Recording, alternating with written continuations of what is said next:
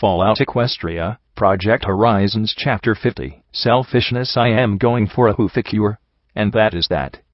You are not going. I am. I have to admit, after dying, again, taking all day to get back, and having more wires and tubes in my body than any pony had a right to, smacking into the far wall upside down before crashing to the floor head first, and lying there in a heap wasn't exactly how I envisioned my reunion with Glory. It wasn't just that she looked like Rainbow Dash, she had every bit the strength and vigor of Rainbow Dash in her youth. Glory herself seemed equally shocked as she hovered there, forehooves pressed to her mouth, and rose eyes wide. Oh me gosh. Oh me gosh. Oh me gosh. Are you okay? She asked, as she stared across the room at me. Glory, you called me a cunt and launched me across the room. Now you are asking if I'm okay? I groaned, as I rolled over and sat up. Really, what pony would say yes? I said, as I shook the fuzz out of my head. What's going on, Glory? Apparently something really bad, from how quickly her face darkened. She ripped the rag off her head and threw it at me. I hated seeing you run away like that, even though I understood that you were doing it for us. I was terrified for you. Do you realize that? I didn't know if you were alive or dead. I kept waiting for a broadcast or something telling me you were okay, and when I finally got one, what did I hear? Champion in bed, champion in fucking bed. She shouted down at me. I didn't go through all that just so you could go off and fuck whomever you wanted. I blinked several times as I looked up at her. That's what all this is about? That I had sex with a stallion while I was gone? She screwed up her face and snarled in disgust. Yes, she shouted, starting to pace back and forth in the air. I shouldn't be surprised, I guess. Every pony I care about always leaves me. Mom did it. Dusk almost killed me. You took off twice, once to kill yourself, and once to screw that guy. She grit her teeth and clenched her eyes shut. I get it. There's something wrong with me that you don't want to deal with, but couldn't you have told me first? Not broadcast to the entire Wasteland. I just banged a guy, and he was so much better than Glory. How could you? I just stared up at her. The entire Wasteland. Well, I can't be sure that they heard it in Las Vegas, but for the last 2 days I've been enduring the smirk of every pony in chapel with a radio, she said, as she rolled her eyes.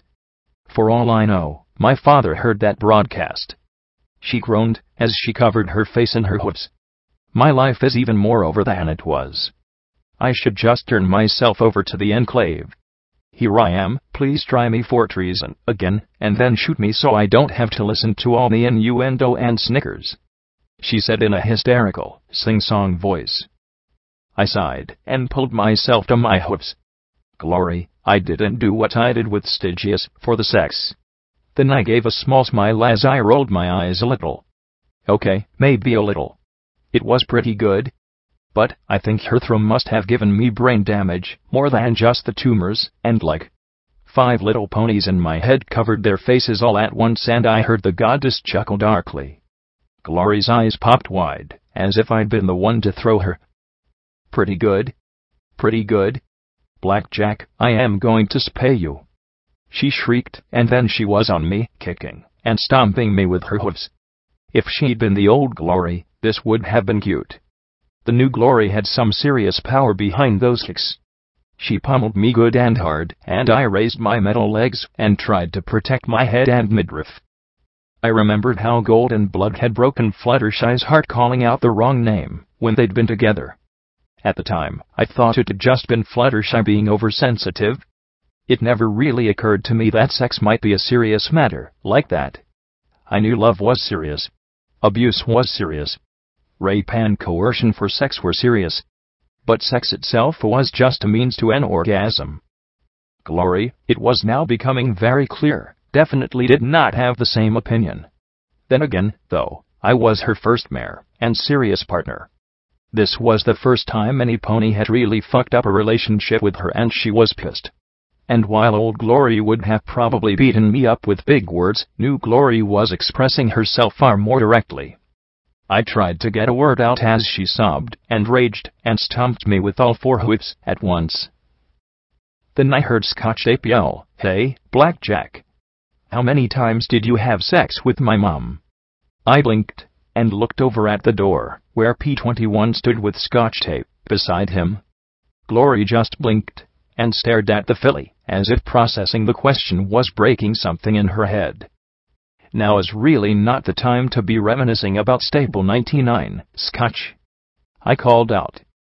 Actually, I think it is, P21 said, as he closed the door behind him.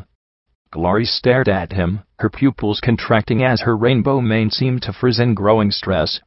"How many times?" he asked, cool and calm, as Glory hovered above me. I looked from one to the other, then spoke slowly and carefully. "A dozen times, give or take, I think. Maybe more. I mean, we were on the same shift and stuff," I said, feeling as though one wrong word would shatter my relationship with Glory forever. "I know. I remember peeking in on you 2 once or twice. Did you love my mom, Blackjack?" Scotch asked. Her tone said that she knew my answer. "No.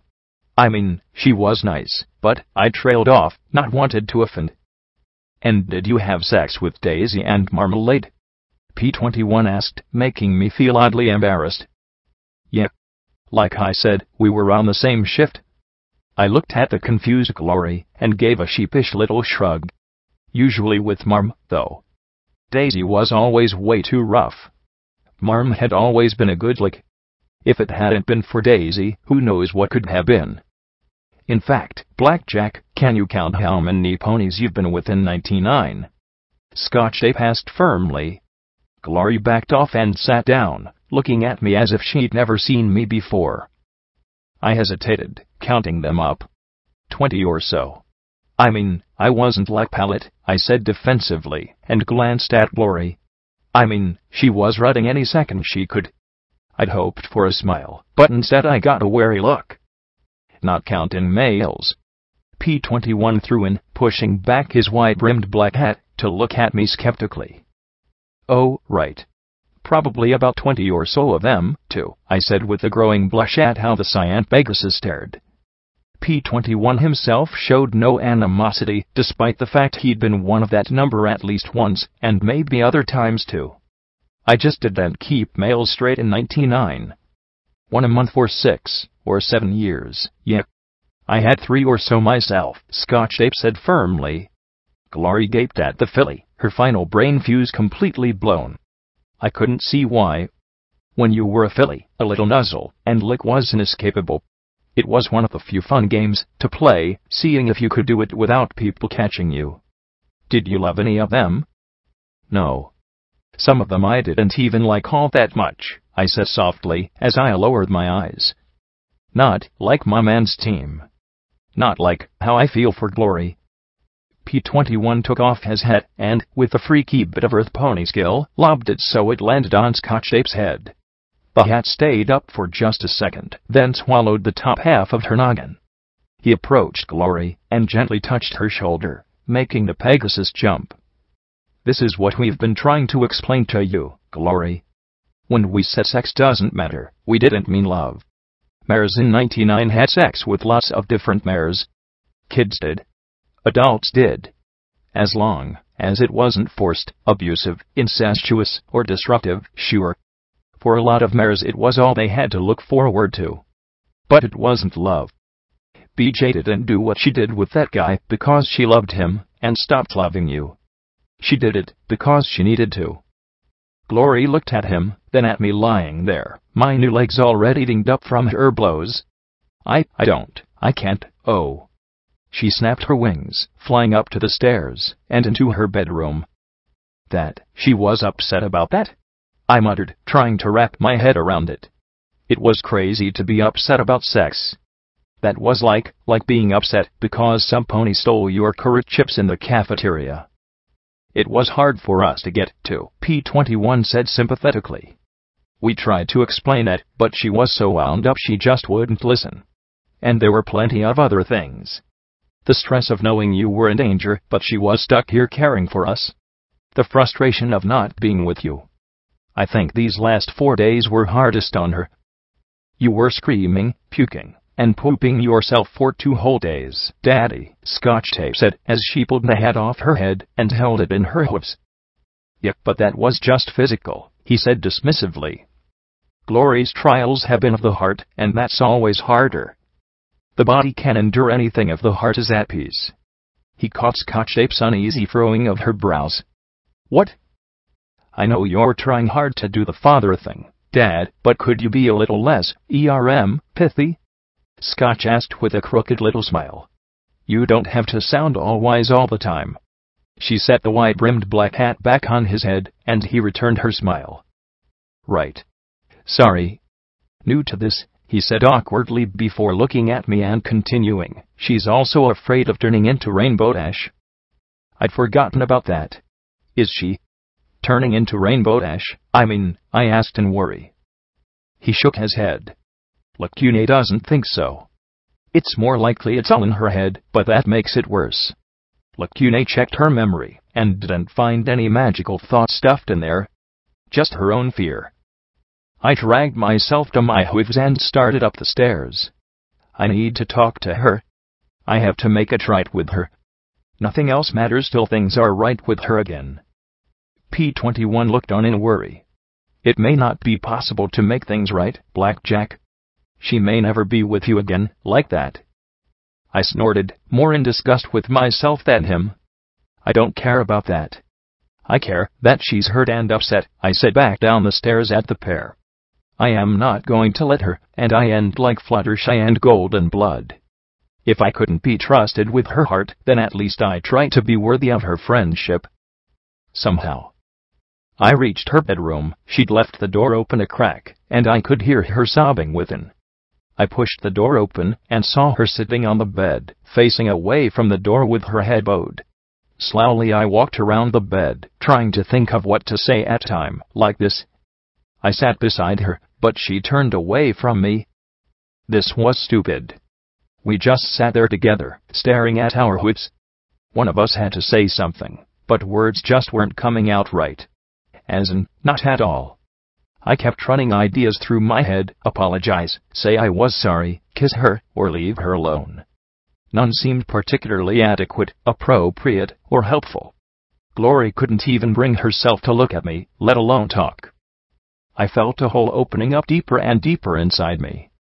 I was going to lose her, and all, because I didn't even know how to talk anymore. But what could I possibly say to her? What could any pony say? Glory clenched her eyes shut, slow tears leaking, as she remained turned away from me.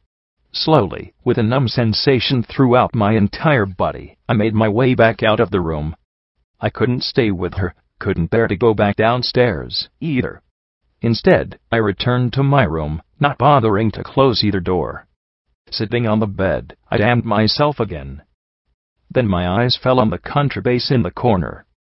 I stared for the longest time at the dark, polished wood. Then I rose to my hooves and staggered over. The finish was smooth and warm beneath my touch, as I ran my finger along her neck. Hey, Octavia, I murmured, as I shifted the instrument and stood behind it. Can you help me out here? I kinda messed up big time. Please?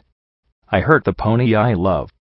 I plucked one string with a finger, drawing out a sour note from the instrument, and a little laugh from me. Yep, I know, right? That's stupid, even for me, and I'm the high princess of stupid. Slowly, I started to play. Would she hear? Would she listen? Would she care? I tried not to think of anything. I simply let the music play, however it came out. No, not music, just notes. I wasn't exactly sure how long I played, but when I dared to open my eyes, I saw Glory no more than 3 feet from me. She stared at the blue starry comforter on the bed, then glanced back at me, then quickly looked away once more. Her rainbow mane fell across her eyes, her expression reminding me of that mare I'd found hiding in that tiny space back in the weather station. No matter how her body changed, she'd always be Glory. I ran the bow against the strings. I knew it would sound beautiful, because it came from the pony who'd had part of her soul locked within. Please help me apologize, Octavia. Help me show her how much I love her. I slowly drew the bow, and a low, soft note rose from them. I closed my eyes and gave up control of my hoof to the instrument. It was astonishing how good it felt to simply give in and yield to another that I trusted, to simply stop struggling and be at peace. The notes rose and fell, searching for a melody, and not finding it. They rolled out high and fast, and then dropped low to slow, full notes as the bow saw back and forth. They skipped and jangled in frustration. One thing was for sure, no matter what happened between Glory and me, Octavia wouldn't be left in the corner of my bedroom. She deserved to be around other ponies and inspire them to learn how to play. I'd give her to the Crusaders so she'd never be lonely again. Finally, I looked up and saw Glory looking back at me as the sad music played. The eyes might have been different, but the feelings were the same. Her love might have been bound tightly, but it hadn't suffocated yet. I set the bow aside and patted the wood paneling, then sat before Glory. The cyan Pegasus rubbed my mane and asked in a tiny voice, "Do you hate me for bringing you back?" "Is that why?" "No. I don't," I said. I shook my head. "I did, for a while. A little stupid selfish part of me did, but that wasn't why I was with Stygius," I said. "Actually, it's not so little. I didn't want to face it. What I am. When I died, I really thought that was it, and it wasn't such a bad way to go. Then I was back. And different." I looked out the window with a sigh. I didn't take the time I needed. I should have waited a week, a month, even, learning about being a cyberpony and making sure I was really over it. I was trying to run myself right into the ground. First with Litlepe, then with Sanguine, and then all on my own. I closed my eyes and placed my hooves in hers. I promised you I'd never, ever, try to kill myself again. I meant to keep that promise. I did. But I'm afraid some part of me was trying to do just that. I was doing everything I could to tear myself apart. That was the easy part. My eyes met hers. I did bad things, too, while I was gone. I came across a squad of Enclave that tried to fight me, and I just tore them to pieces. I opened my mouth and closed it again, clenching my eyes closed a moment. I had to tell her, but somehow the words got all tangled in my throat. Finally, I managed to get them out. "I think I hurt your sister pretty bad too." "What? What do you mean?" Glory said in a tiny, horrified little voice. I sniffed and shook my head. They attacked me, and I fought back, but I was completely out of control. You were right, not wanting me left alone. I grimaced, feeling a stabbing pain where my heart used to be. I hurt her. I would have killed her if I hadn't run out of power. I shivered as I felt tears run down my cheek. And if Lightning Dancer was there, I probably killed her, too. The haunted look on Glory's face had her staring past me a moment. She focused once more, but her voice still trembled. "But Dusk is okay? You didn't kill her, right? She was alive when I left her. I told the other Enclave survivors I was with to take her to the Skyport, and I seriously doubt they'd disobey my order then. But honestly, I don't know if she's okay."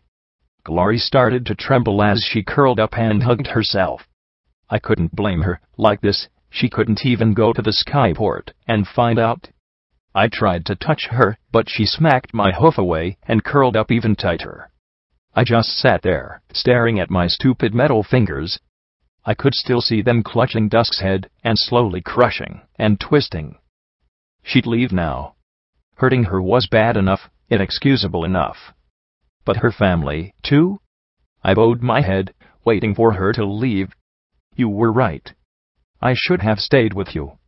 Without you, without my friends." The lame words fell from my lips before I ended with the whisper. Like a prayer, "I'm so sorry."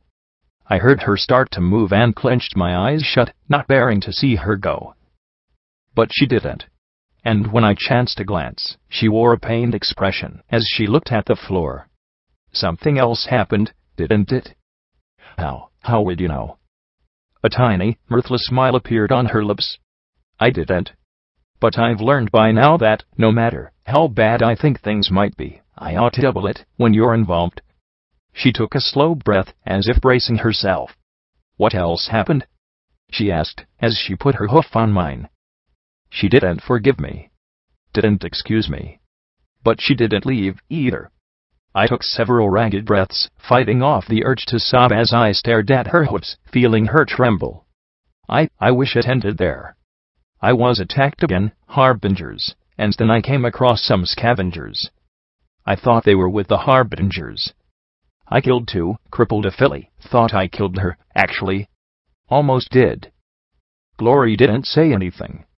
Her eyes were closed as she wept. But she kept her hoof on mine. As long as she was still here, there was hope. Please, let there be hope. I moved along while I still could. I lost it completely, then. I was totally gone. I would have been dead except that I found a place that helped put me back together again. That got me to finally stop running from my problems and face them. To try and deal with my guilt and my shame. Did it work? She finally asked in a tiny, squeaky voice. Are you bitter? Kinda, actually. A little. It was a step towards better, I said with a mirthless smile. It felt like months the machines kept me locked in my own head. Got me to finally admit that I'm not okay, Glory. I know I say I'm not all the time, but I'm really not. Being what I am was harder than just carrying EC-1101 around. Harder than dying of taint. I was okay with dying. It was a cowardly way out. But coming back, as this machine, I shook my head, sniffing, as I stared at my metal hooves. And here I thought the sex part was the worst. Why, how? She murmured with a blush. I sighed, and wiped my tears away. Stygius, he was just trying to mount me. He was a good pony, though. And I needed Stygius to try and deal with what happened on the seahorse. To be able to be a mare, a pony, a person. It was just sex. Good sex, but sex. I didn't love him, and he didn't love me. It was a way to prove to myself that I could control myself enough to be able to get better. I swallowed and said with every bit of sincerity I could muster, it never really occurred to me that you'd be upset. Rampage tried to warn me, but I just didn't listen. Did he come here with you? Glory asked in dread before giving a snotty little sniff. No. He had to go home. With Whisper. Psycho shy, I said, and Glory blinked at me in confusion. I filled her on what I had learned about Psycho shy, Glory's eyes widening in surprise, as I elaborated on the other Pegasus's lineage. It turned out that I didn't have quite as much elaboration to do as I thought, as Glory had already picked up most of it from somewhere, Rampage, but talking about it served as a nice digression from our own problems. But, Whisper? She asked skeptically when I finished. Really? Whisper is what Fluttershy and Golden Blood wanted to name Psycho. I saw it in a recording. I gave a little nod, glad that my digression had moved us to safer ground. Glory finally grinned a little. Oh, Celestia, that's a horrible name for her, she said with a sniff. Is she happy, though? Was that a little wistful envy I heard in her voice? She's taking a risk. A big one. But I think so. It's a chance for her. I looked up at her and brushed her rainbow mane back. Well, good for her, she muttered. I sighed, slumping. Enough about the epic failures of Blackjack. How have your last 3 days been? I asked, hoping this would be a safe change in direction. Instead, her lips curled into a frown, and she looked away. I don't know, she said, as she looked at her hooves. Helping P21 and Scotch was good for me. I didn't have to think about things at first.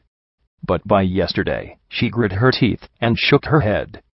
I don't want to whine about it. I can't be the only pony in the Wasteland who gets to complain, I said, giving her a little nudge. P21 said you think you're turning into Rainbow Dash? Her face twisted in a scowl and she said in a tone of disgust, it's this body. If that damn blue weed had turned me into any pony else, I'd be fine. Annoyed, but fine. But there are pictures of Rainbow Dash in every single history textbook teaching us about how she abandoned us and her many crimes against the Pegasus race. I didn't come to the surface as a Dashite. I came as a member of the Volunteer Corps. I wanted to help, but as Enclave. Not run out on my people like she did. She slipped off the bed and began to turn, looking at herself. But this body is ugh. I was never an athlete. That was Dusk's thing. She was the one who wanted to pull off a rainboom. I wanted to be a doctor. I studied. The only thing that kept me from getting all fat was that I skipped meals when hitting the books. But this body. She grimaced in disgust. I wake up and I need to do 100 wing push-ups. I could only do one before. I want to go for a 30-mile flight.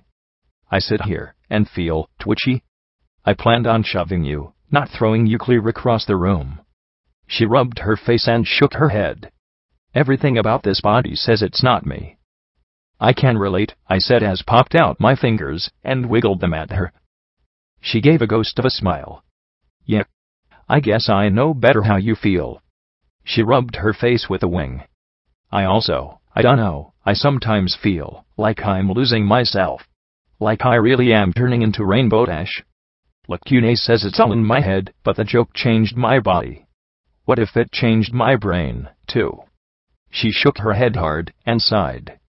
It'd be different if I could blame someone for making me this way, but it was a stupid magic plant. She went silent and her gaze dropped back to the floor. Do you? I wish I'd known you were doing it, but if I had I would have told you not to, and you would have done it anyway. 'Cause you'd never let me die if you could prevent it, just like I wouldn't let you die if there was a way for me to save you. I shook my head. It took a pre-war brain therapy thingy to finally get me to admit how messed up I was. And how much more help and head shrinking I need. So sex with him was some sort of therapy? She asked with an arch of her brow. That's not how sex therapy is supposed to work, Blackjack. I sighed and rolled my eyes a little. For the Wasteland, it worked okay. I stopped wanting to kill males for looking at my hind end. I think I can handle that now. I just wish I'd understood what that would mean for glory. I guess so. A pony could do some great business being a psychologist in the Wasteland. She rubbed her puffy eyes. So, what happened next? After him? Then we got to Hightower, and I shook my head. It was rough. 3 ponies died. Myself included. I didn't tad, and I'd thump Rampage and Lacune if they said otherwise. We leveled the building. Then I smiled, but we also helped a pony who needed it. We stopped a scumbag ghoul from betraying the rest of his town. We managed to do what needed to be done. I still feel guilty, though. I feel like everything I've done since I got back was wrong. And I still feel mad at you for leaving.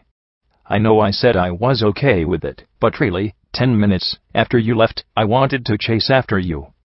But I couldn't leave P21 and Scotch tape, so I settled with being angry you left and worried that you weren't coming back. Then that broadcast, oh that stupid broadcast. She groaned and rubbed her face. Then I couldn't shake the feeling that you had left us, that you left me. And it was Mom going all over again, only worse. Now I sighed and stretched out towards her, giving her cheek the tiniest nuzzle. I still love you. Even if I am a lousy pony. No, you're not. She sighed and gave a grumpy little huff. Well, okay. Maybe a little. And I'm still mad at you. Shaking her head, she glared at me.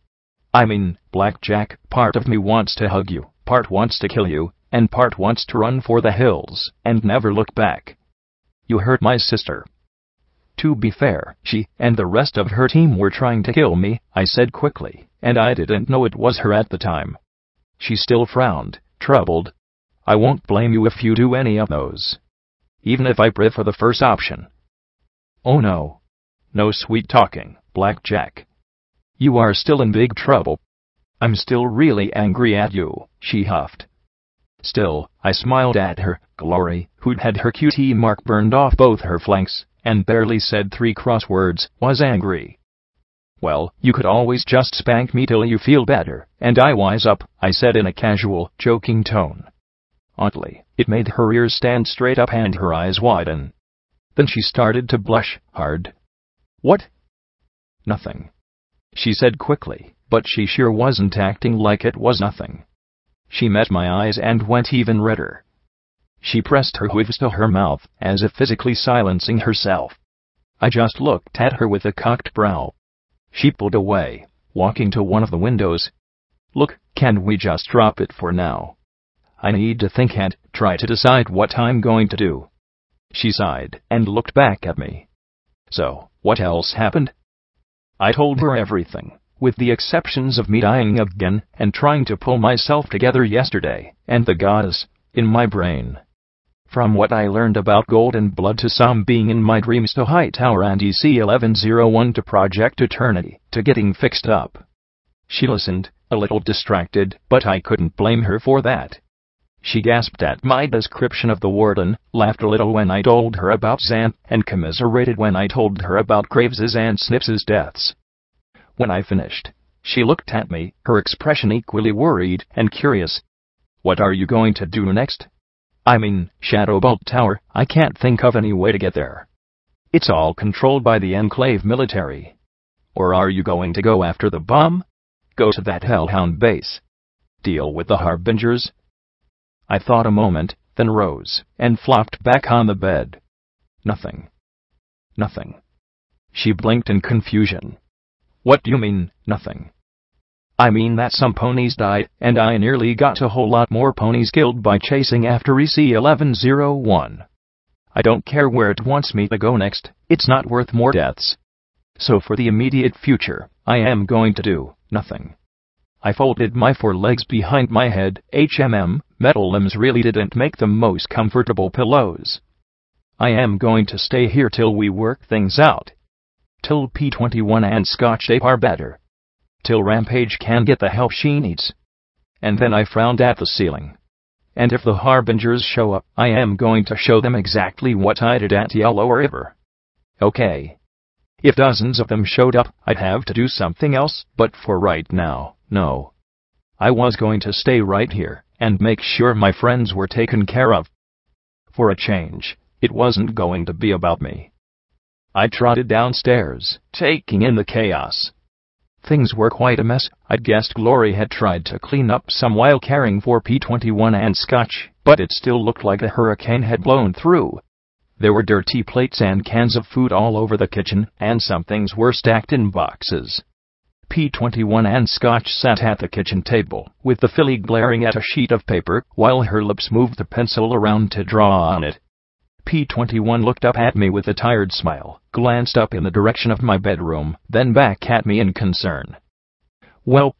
he asked, as he bopped a wad of paper back and forth between his hooves. "She's upset," I said. "She's not sure about us," Scotch harrumphed, and spat the pencil aside. "I told her she should just battle your butt till you stopped being dumb," the olive filly said, as she looked at her sketch critically. "But Daddy said you'd just enjoy it." I rolled my eyes. "It happened one time," I snorted, with a blush. Then I frowned, and thought a moment. "Twice, maybe 3 times, and anyway, I doubt Glory's into that, or that it would make her feel better." "You'd be surprised," P-21 murmured. "Why, just the thought of smacking you with a belt has gotten me through some rough patches.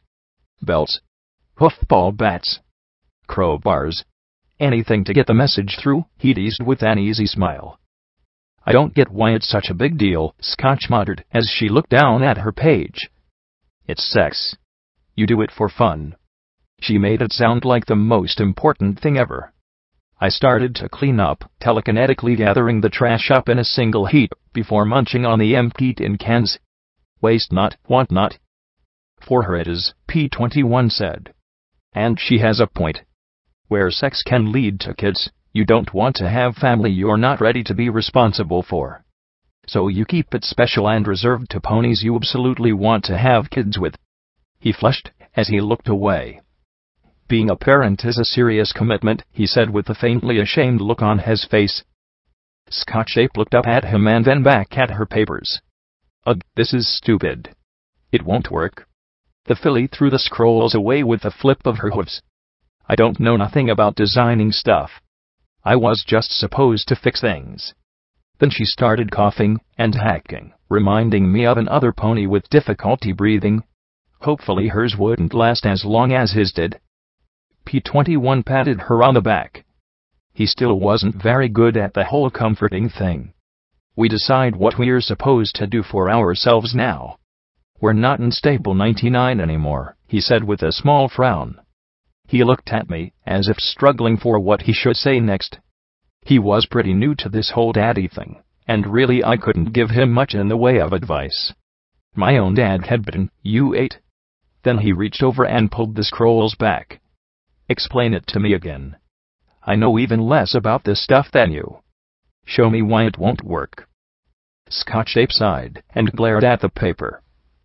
Well, we need water pressure, and for that we need volume and elevation, or the right kinds of pumps, but I don't know where we'd get those, and for that we need pipe, but I have no idea where the pipes are buried, or where the shut-offs are, or anything.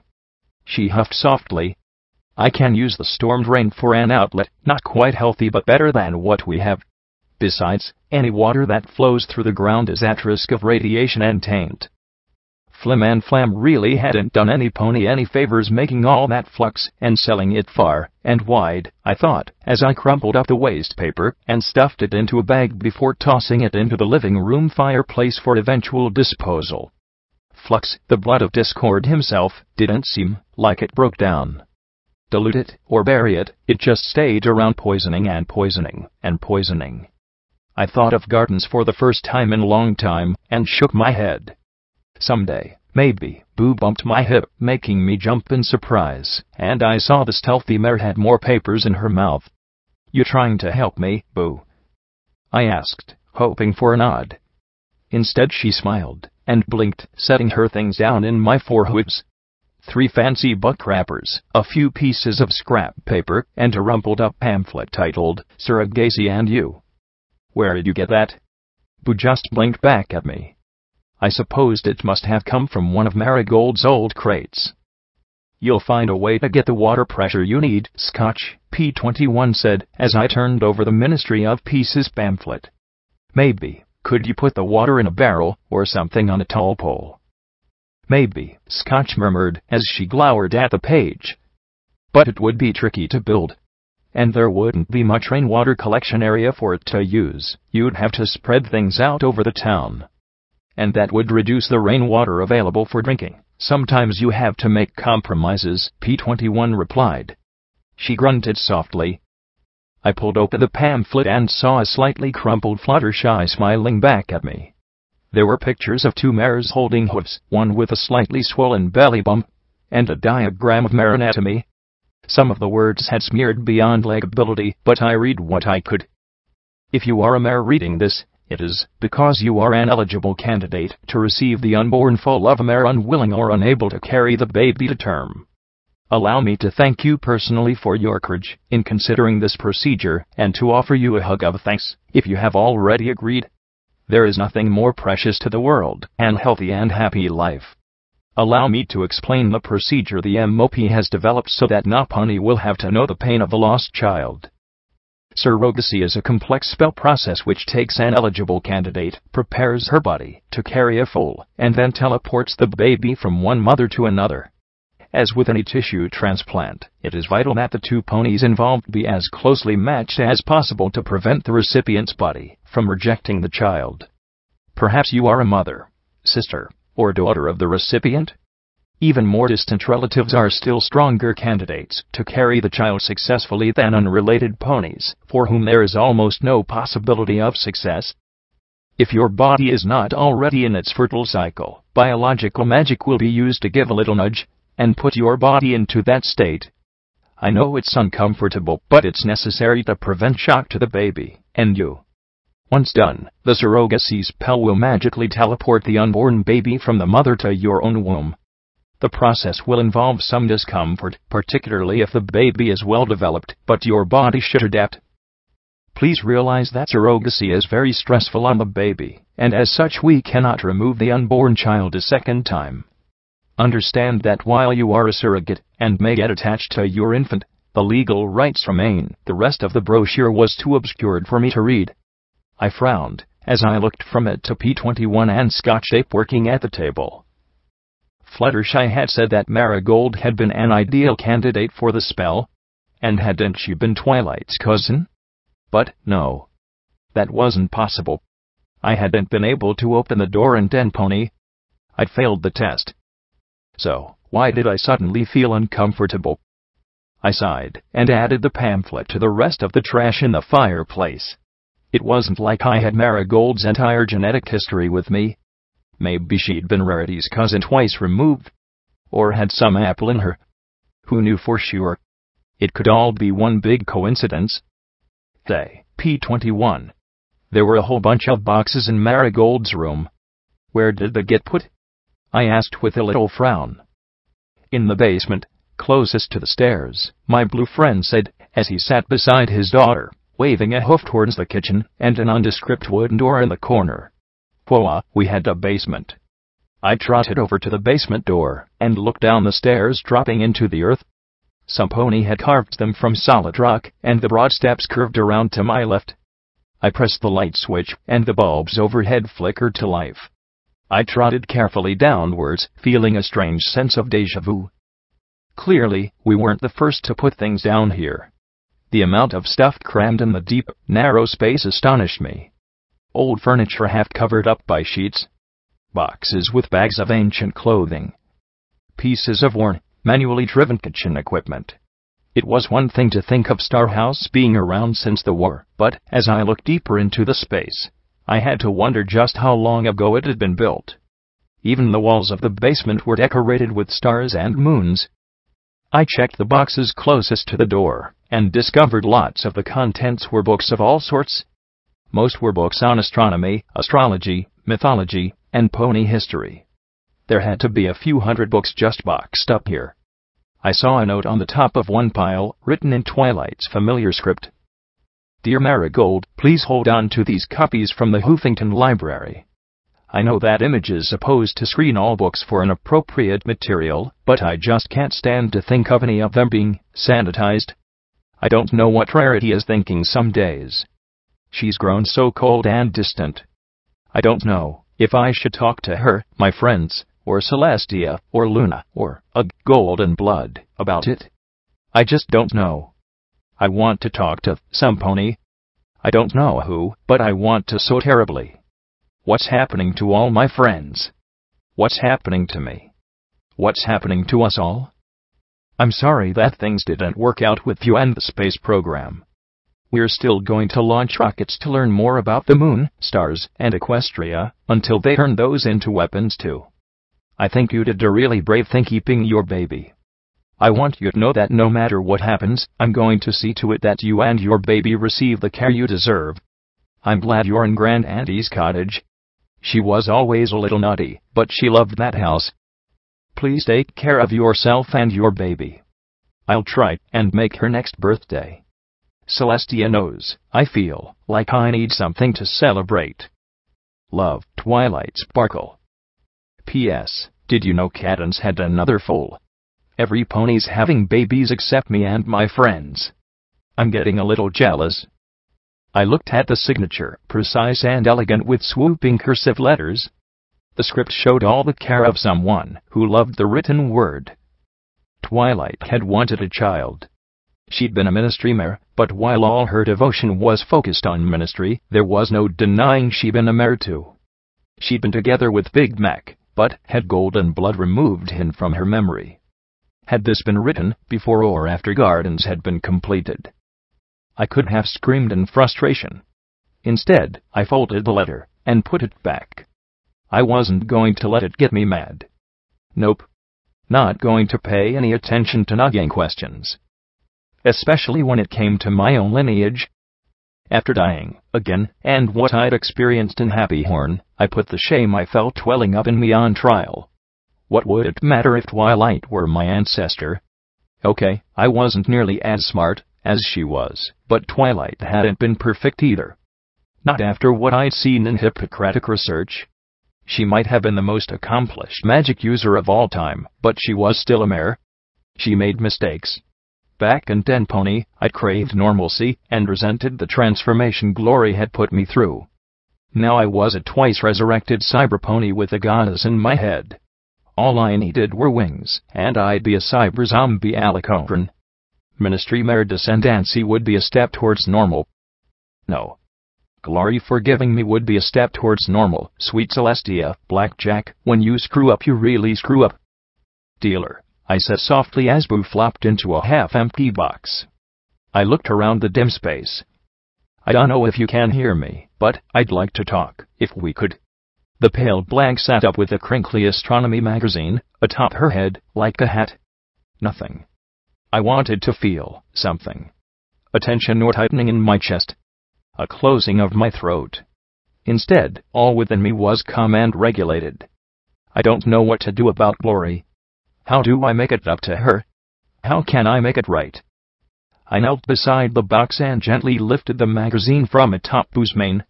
She blinked up at me with her pale, colorless eyes from within the nest of old papers. My butt hit the floor as my eyes looked up at the stars carved in the ceiling, shedding the only expression of remorse I had left. I don't know what I'm doing anymore. I don't even know about following UC 1101. I nearly killed her sister and betrayed her trust. How can things ever be right between us? Boo looked at me in bafflement, then stretched towards me, and suddenly the box overturned, spilling the magazines and papers all over the place. I caught her before she hurt herself, smiling despite the worry churning inside me. Boo gave a smile back, and then I spotted something in the corner of the box. A faint glow. I extracted the memory orb from the heaps of flyers from the Luna Space Center. The faded papers showed finned rockets blasting off from beside a large slab-sided black building sporting a crescent moon decoration. Marigold's memory. I could use a little vacation. Old habits die hard. At least right now I wasn't anywhere I'd get some pony killed. I tapped the orb to my horn, closing my eyes, and hoping I wasn't going to have a memory of my great-grandmother 10 times removed getting laid. I really didn't need that, right? Okay, not Marigold having sex. The unicorn stood at a window looking out at the rockets that sat on their launch pads. Only one was being worked on by a crew as they attached hoses and booster rockets. 12 more just stood there like abandoned toys. Far off, I could make out the long, ugly block-shaped buildings of what I assumed was a military base of some kind. Since I couldn't see the core, I really had no way to orient myself. The unicorn stood in some sort of waiting room. Through the doors were a number of raised voices. I heard Twilight Sparkle for sure, and once or twice I thought I could hear Princess Luna. Their exact words were muddled, but the tone was hardly good. Then Glory's reflection focused in the glass before Marigold. No, not Glory. Rainbow Dash.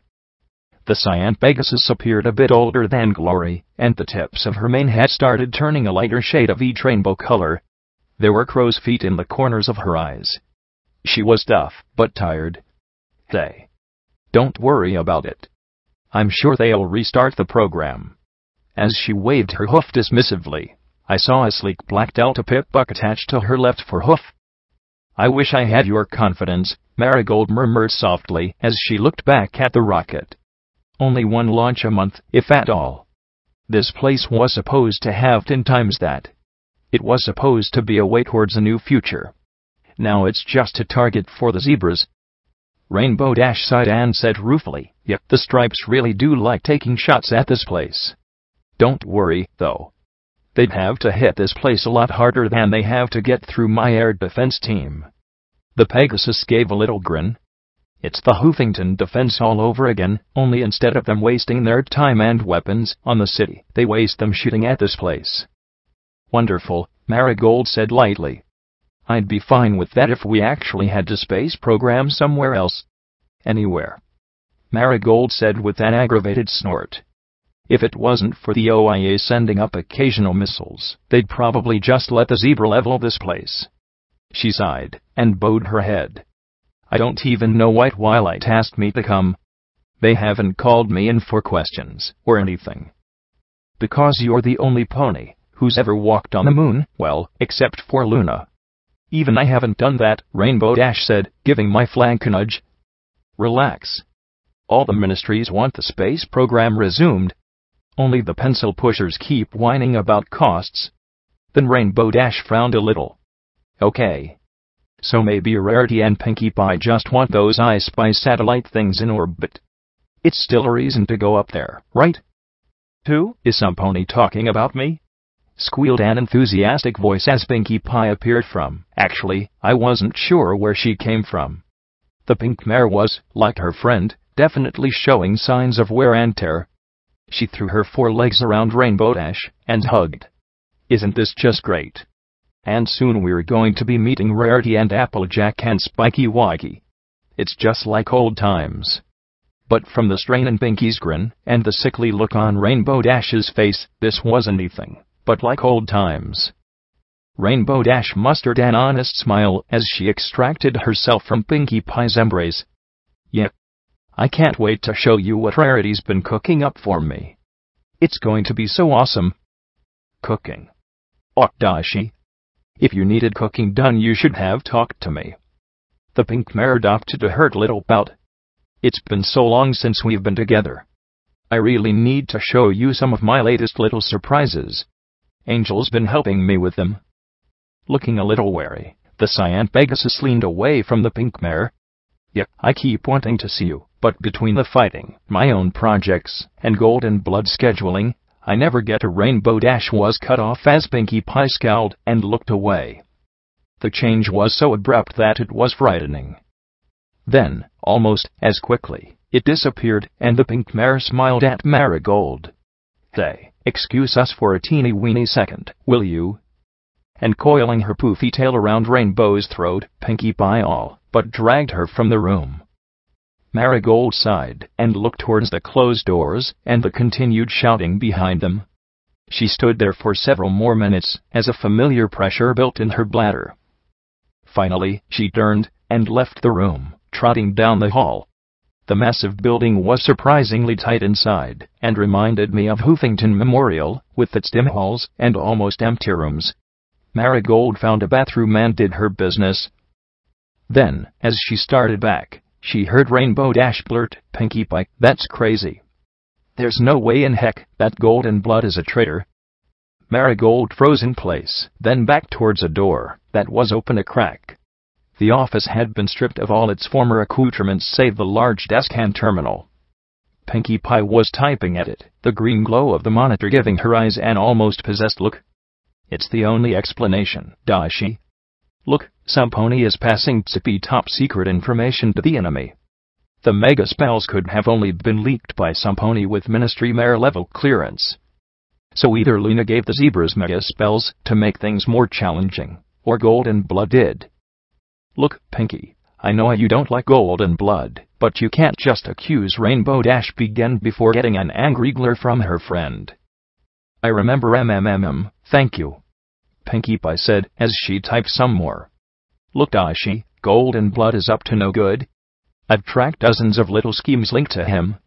He's been getting money from fancy pants ponies all across Equestria.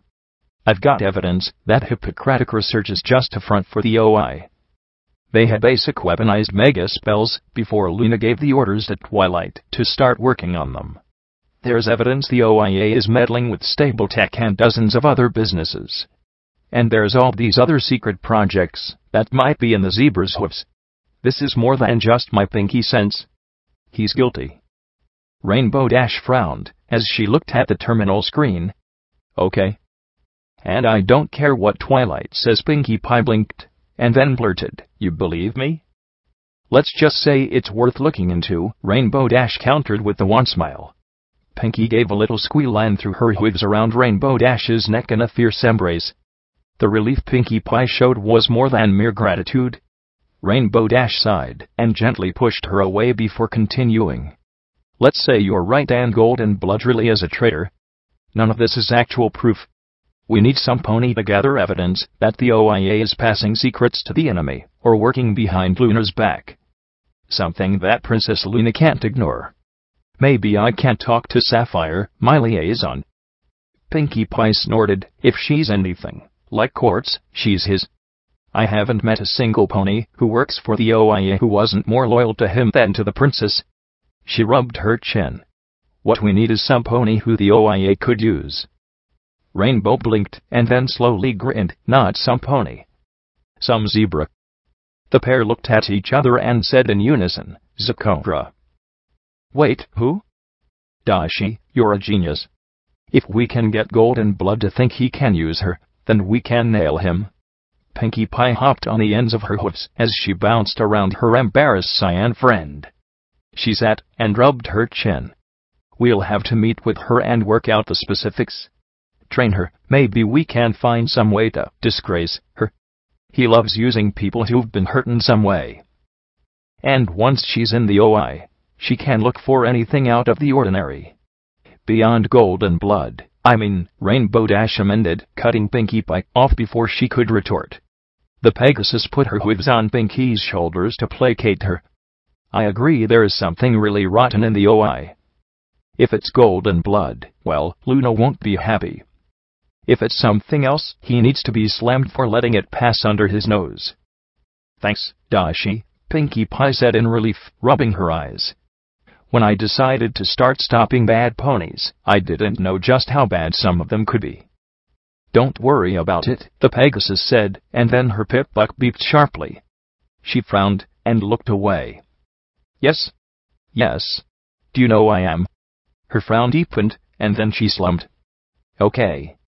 I want 3 intercept teams in the air, now. I'm en route. She looked over at Pinkie and gave an apologetic little smile. Sorry, Pinkie. Looks like the zebras want to play. I'll see you in Manhattan. She paused and put a hoof on Pinkie Pie's shoulder. Please, try to get along with Twilight. Pinkie gasped and swelled, gritted her teeth, and slowly swallowed her rage. I'll try. She just can't accept she's not the only smarty smartpants. She just can't accept that she might actually be wrong. Yeah, well, that's Twilight for you. Rainbow glanced at her pip-buck.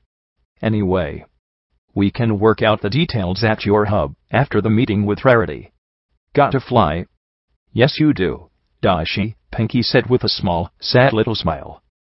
The Pegasus unlatched the window and pushed the thick glass open with a hoof, then looked back with her own small smile. Yeah, I do. 'Cause it will be so awesome. And with that she flew out into the air.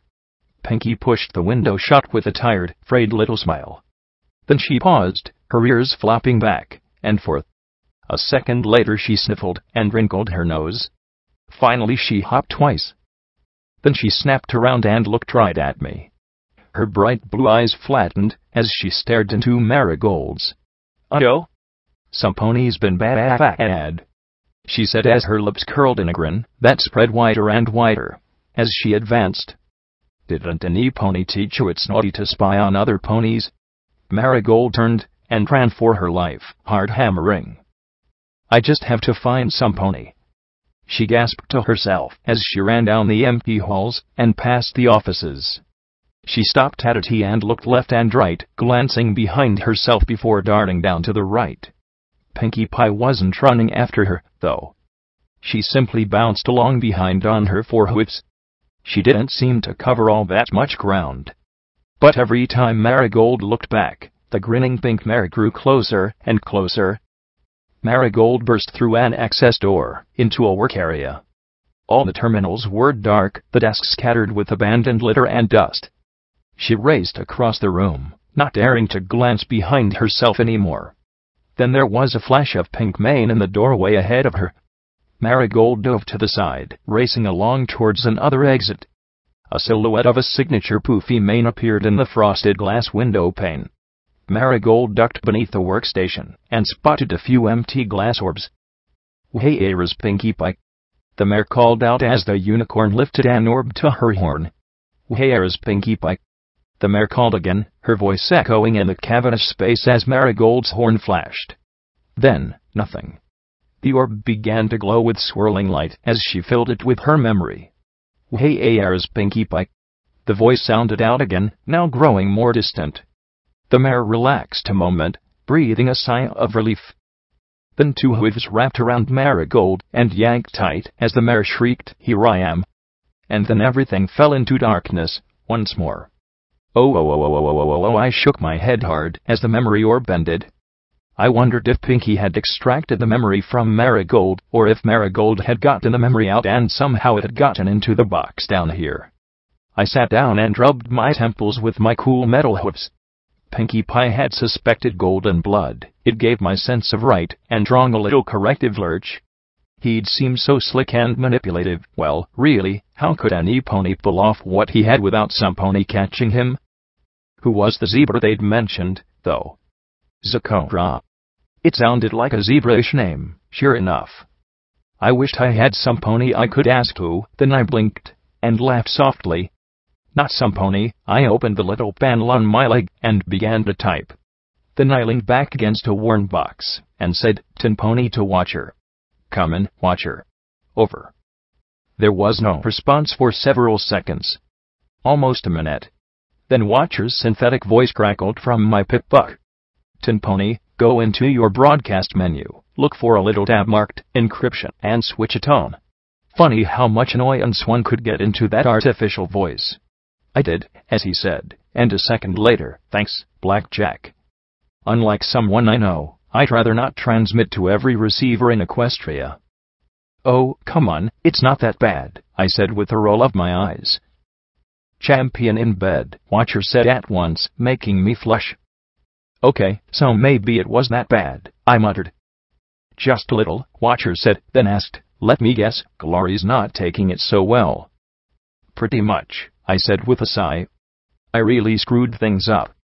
"Oh, I doubt you're doing worse, bad little pip. Why don't you catch me up to speed with what's been happening with you? It's been a while since we last talked. Glory was getting stuff to help you."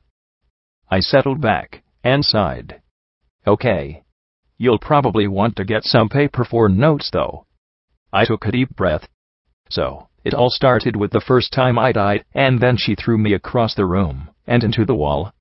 Now she's not sure, and I don't know what to do, and everything's nuts, I finished, sighing. My cheeks were all wet from the few times I'd broken down. He'd been a very attentive listener, not interrupting and letting me get everything out. The only time he'd stopped me was when I'd thanked him for his help in Golden Bloods, asking me to elaborate on any other times I'd gotten messages from him. He hadn't said anything besides checking something out, so I simply continued to the very end. The dragon seemed to think that I'd finished. "Well," Watcher murmured softly, "and I thought little Pip had it bad." I sighed, trying to think of how to add the one part I had omitted in my tale, my new connection to the goddess. Somehow, I couldn't just spit it out.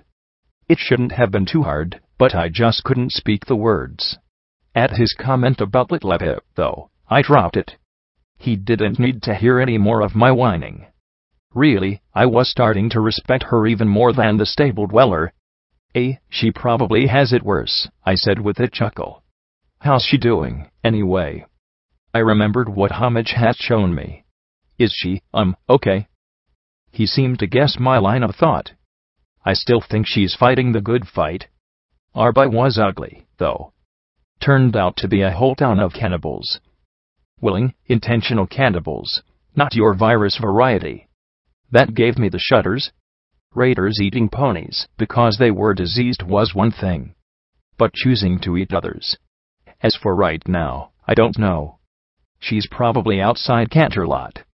I'm trying to get some eyes to shadow her, but the last bot I found near their location got eaten by a radigator.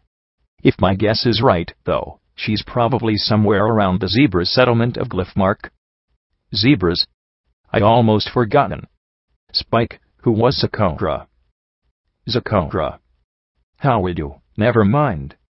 I swear, lately it seems like every third band of ragtag misfits is stumbling over all kinds of things forgotten over the last 2 centuries. The synthetic voice sighed.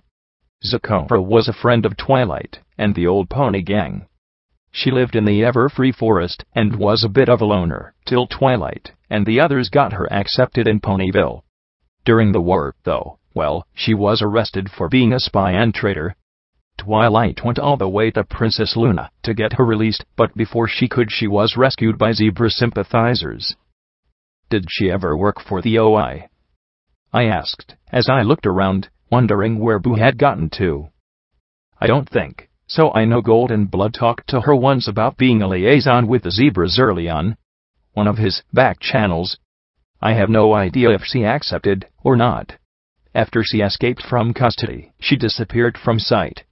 Then one night, a few months later, she got caught breaking into a high-security area of the MWT. Nearly killed a guard before she was intercepted and killed by Applejack's cult friend. Applejack never really forgave him, Watcher said with a sigh. That was just a short while before everything went, well, really bad. So, maybe Zakora had been freed by the OI, and found something incriminating, or maybe something else had gotten him in trouble with Luna. How are you doing? Anything else interesting happening in Equestria? You have no idea, Blackjack. Everything out west is so tense that it feels like it's going to snap any second. Raider camps are being hit hard, like Steel Ranger hard, but minus the Rangers. There's some pony with some pretty scary skill cutting us off from the broadcast towers. Red Eye's recruiting every pony with a gun and a willingness to die for his cause. The Steel Rangers are in a full civil war.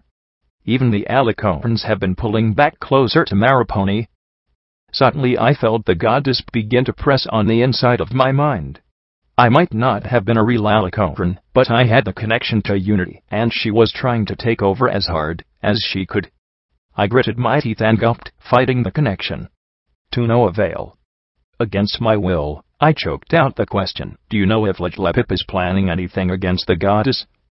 Each word spilled from my lips and I twitched and jerked as I fought against my own body to cut the connection. Push the button, Blackjack. Just push the button. Well, do you know Lepip? I'm sure she's got something planned. Maybe she's going to try to blackmail the goddess into attacking Red Eye. Or maybe she's got something else in mind. I know she was trying to set something up with God. Who? It didn't matter. The name set off more and more murmurs of speculation in my mind as the pressure in my skull grew. I felt the goddess twisting my will and wits as the souls of Unity began to whisper to each other in excitement. The goddess was speculating what it could be. The goddess was crawling through my mind, looking for any hint of what I knew about what Lepip might be up to. My memories of my time with her were little more than an inebriated blur. Well, if you find anything out, let me know, sure. Good luck, Blackjack. I'll let you know as soon as I can. I struggled to warn him, but I was helpless. No matter how hard I fought to keep it open now, I couldn't stop myself from severing the connection. As soon as it was broken, I grabbed a shelf and smacked my head hard against the metal beam.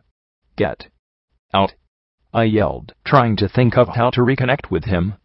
But I stared at the screen and was struck with the horrifying realization that the knowledge of how to connect to Spike's cave was lost. Was there a button to push, or what had I done? I remembered the conversation, but how to get in touch again? I wanted to shake as tears ran down my cheeks. How, Lacune said, you couldn't control me because of the enervation. The goddess laughed softly, cruelly. It was infinitely more intimate and terrifying than the bold shouts and third-person references. Oh, this isn't control. Not yet. This is just finding ways to push through the interference. I'll chip off a little bit here and a little bit there till eventually there won't be much difference between you and a normal vessel. Had Lacune lied, or had the goddess forced her to deceive me? I wouldn't give the goddess the satisfaction of even contemplating the other. I wrestled with her as I tried to get her out, but it was like pushing against a wave of mud. No matter how I mentally shoved, she was getting in. There wasn't a lot of innervation around Chapel, and the goddess seemed to be taking the opportunity to creep in as deep as she could, searching for memories and thoughts. And secrets. Secrets that I couldn't dare let her know about. If she knew about, no, don't think of it. But I was. I couldn't not. I thought about the necklaces, and the crown thingy, and the mainframe, and, no. I could feel her searching. Hunting. Trying to find what I tried so hard to bury in my mind. Don't think about it.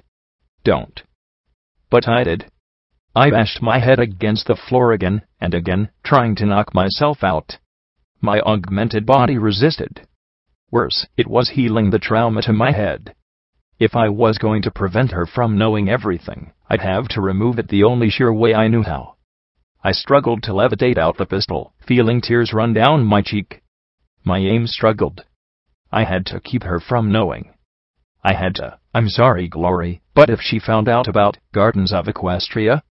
The goddess purred in my ear, the gun falling from my magical grasp. Yes. I know about it. That interesting thought on Flux and Spike, and there it is. A little treasure just laying there to be seen. She's beside herself at the moment, but once my business with the other annoyance is done and Red I put in his place, I think I'll have to reunite Twilight with her assistant. I stared out into empty space, feeling defiled. The goddess just laughed inly as the horror crept through me. I don't know how.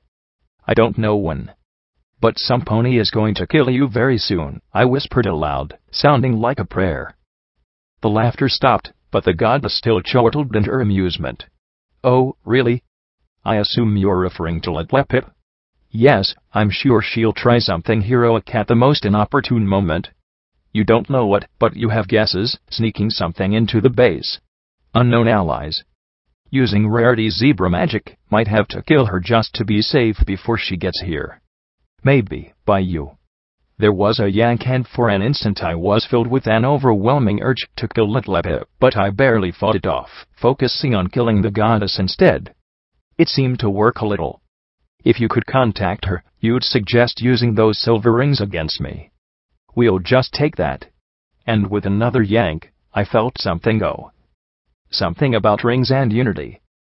Sweet Celestia, shoot me, please. Oh no, Blackjack. No killing yourself. No telling any pony either. Neither you, nor that garbage bin you call a friend, the goddess hissed softly in her malice. No pony has ever insulted me the way you have. No pony would dare. Well, now you're mine. I'm going to tear off itty-bitty little pieces of you till there's nothing left but a shell. Then I'll have that garbage bin bring you back for aerial transformation to a proper shape. And I'll make sure that all the Wasteland sees what I'm going to turn you into, so none ever dare to challenge me again. I didn't think of anything except that prayer over and over again. Boo came over and butted my shoulder repeatedly before curling up beside me. All I could do was think, and wait for the goddess to turn her attention elsewhere. Some pony, any pony, help me. I spent the better part of an hour sitting there in the basement, fighting against a goddess, who for all I knew had moved on to bigger and better things. Boo snoozed beside me, bored, before the blank had finally had enough, and started butting me towards the stairs. I'd fought giant monster ghouls and other creatures, but I was helpless against a little white pony who stubbornly bumped me to my hooves, and then up the stairs. Once I started moving, I could keep going. I just couldn't stop, but I could run in place till my friends were ready to go. I kept trying to think of ways to tell my friends what had happened to me, to let Spike know I couldn't be trusted. But I couldn't. Something inside my brain had been tweaked. No, I wasn't a puppet yet, but the goddess was tying strings to me all the same. P21 and Scotch Tape were both gone. Off doing her project, I supposed. In the living room I returned to going about the simple motions of cleaning, and did everything I could to not think about it. Not the goddess, not Glory, not EC1101, not Zebra Veil firebombs, nothing. I cleaned up like I'd never cleaned before. Mom would have been shocked and amazed. Boo went right to the cupboard. I couldn't find any snack cakes, but I did come across some sugar apple bomb cereal. I filled a bowl for her, then sucked on a ruby, as I worked. Mom. I never really appreciated her as head of security. Had she felt the same way, burdened down by so many things she couldn't control in 99? The overmare, rivets, her duties, and me, how had she managed? Had she felt the same seesawing sensation inside her, that lurched from depression to panic and back to depression? I soaked a wash rag in the sink, and began to scrub the counters, looking at the white stars on the countertops, and smiling a little. Crying a little too. Blackjack? Glory said, softly behind me. I didn't face her. I couldn't. I just hung my head a little. The stuff I could speak about I couldn't bring myself to say, and the stuff I needed to warn her about, I couldn't speak. So I cried, and moved the rag in slow little circles, like I was determined to get that one dial spotless, because it was better than anything else I could do. What are you doing, Blackjack? She asked from beside me. I glanced at her bloodshot eyes. Their lids were swollen from crying. "Cleaning," I said lamely, as I looked away. She reached down and stopped my hoof with her own. I saw then that I'd washed a perfectly round circle in the tile, while missing the rest of the mess. "Let me help you," she said simply, then tied her rag over her rainbow mane, and starting to clean as well.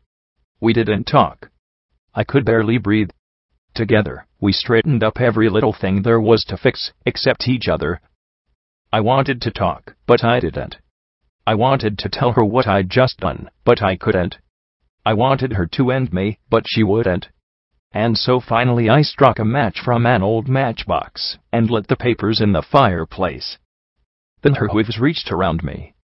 For a moment I tensed, ready for another throw. But it didn't come. Part of me wished it would. I hung my head and said in a wet little filly's voice, "I'm not going to run. I'm not. That was as much as I could get out, but it was enough, as she held me, and I fell apart again in her embrace. I know, I might have gone through hell itself, but that didn't mean I was beyond needing a simple, sincere hug. Side by side we walked together back towards chapel.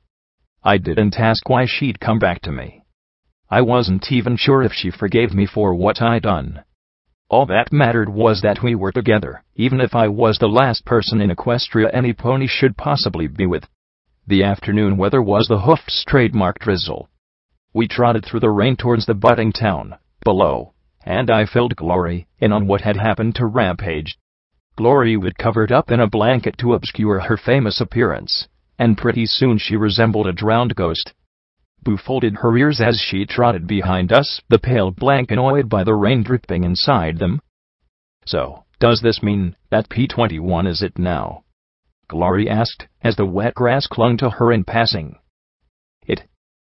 Is he the one with the fewest unresolved psychological issues? The one that we go to for help?"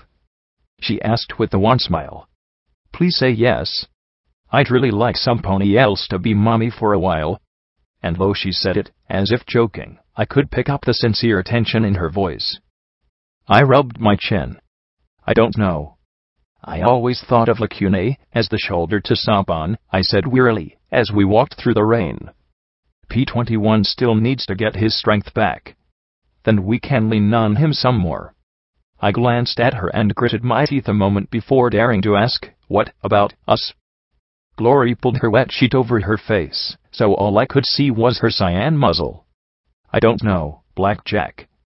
I know you need all the friends you can get. I know what you're doing is important. I just don't know if I can be okay with it." She glanced at me.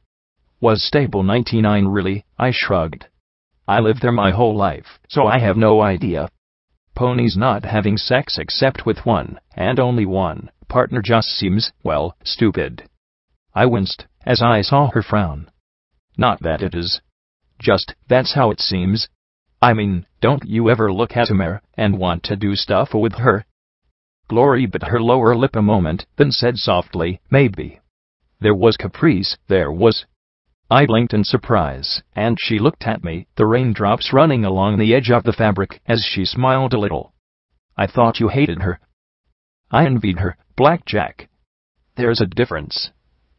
She sighed, and went on, "I have to admit, she is pretty cute. And the way you and her just did it.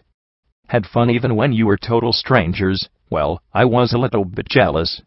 The Enclave is very strict on heterosexual relationships and reproduction. You just don't do that. What you two did." She groaned a little. "Ugh, I can't even say it." "You don't have to," I replied, smiling a little. She stomped her hoof in the wet grass. "You don't understand. I want to. That's what drives me nuts. My sister could just do it.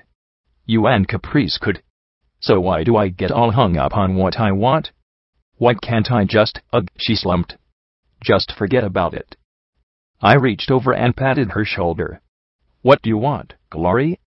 She frowned as she pulled the sheet off her face and looked away, chewing on her bottom lip. Finally she sighed and said, "Just 1,000 different things, and half of them contradict. Mostly, I want to feel like I'm in charge of things. Like what I want matters. Like, I want to be more like Dusk. Confident I can actually do things. That I matter. You matter. You matter the world to me, I told her frankly. I know. And I know you mean that, Glory said with a sad smile. I just don't know if I can stand mattering to you, and being your very special some-pony at the same time. And with that she pulled the sheet back over her head. Then she sighed and said, in a more annoyed tone, do you know, it's times like this I can understand surface ponies' annoyance with keeping the skies covered. As if sensing her ire, the heavens replied. Soon it was pouring such buckets that we nearly stumbled into Chapel's minefield. We made the detour to the right trying to find our way to the road. We passed the ruined church, and I paused as I looked down the road toward the bridge. I saw a lone pale pony standing in the rain, staring at the swollen, churning river. Rampage. Glory called out. Slowly we approached Rampage, the striped earth pony standing as still as a blank. She'd stashed her armor somewhere. Her pale pink eyes looked longingly into the foaming brown water. It really hurts, do you know, Rampage said as she looked down. Dying, I mean. Blackjack knows. Drowning's not that bad. I once tied half a skywagon to me and jumped off the Hoofington Bridge over by the arena. Spent 2 whole years down there. Really boring. Then a river serpent gobbled me up and shat me out. I think you can relate, can't you, Blackjack? Yep, I said as I joined her at the rail. Did it make you feel better? No, she answered in low, hollow voice I could barely hear over the churning water and hissing rain. Down there, you just feel trapped. Then bored. Do you want to live, but you can't? Time gets funny. I know it was 2 years from ponies asking where I'd disappeared to, but it felt somewhere between a few days and 1,000 years. Sometimes both. She looked over at me. I really wish that you'd used that super gun on me, Blackjack. Before I found out about eternity. Your aerial pony, Rampage, Glory said, as she moved beside her on her other side. No, she said, as she stepped away and pointed her hoof claw at the Pegasus. Your aerial pony, Glory. And so were Blackjack, P21, and Scotch tape. You had lives. Family that loved you. Childhoods. You were actually people. She started to pace. I don't know if my childhood was growing up as a filly in Ponyville, with a crush on Apple Bloom, living as a zebra tribal near Shattered Hoofbridge, being beaten by my mother, in a filthy apartment in Manhattan, or growing up on a military base with a mare who always had better things to do than be my mother. I'm pretty sure now the answer is really none of the above. I have more in common with Boo than any of you. Her shouts made Boo flinch back and hide behind me. Yep. It sucks, I said, as I moved in front of her. Welcome to Hoofington. Glory's lost her family and her own body. P21 went through shit. Scotch Ape lost her home. I get it. But we're still your friends, so what does it matter? Because I'm not real. She yelled back at me.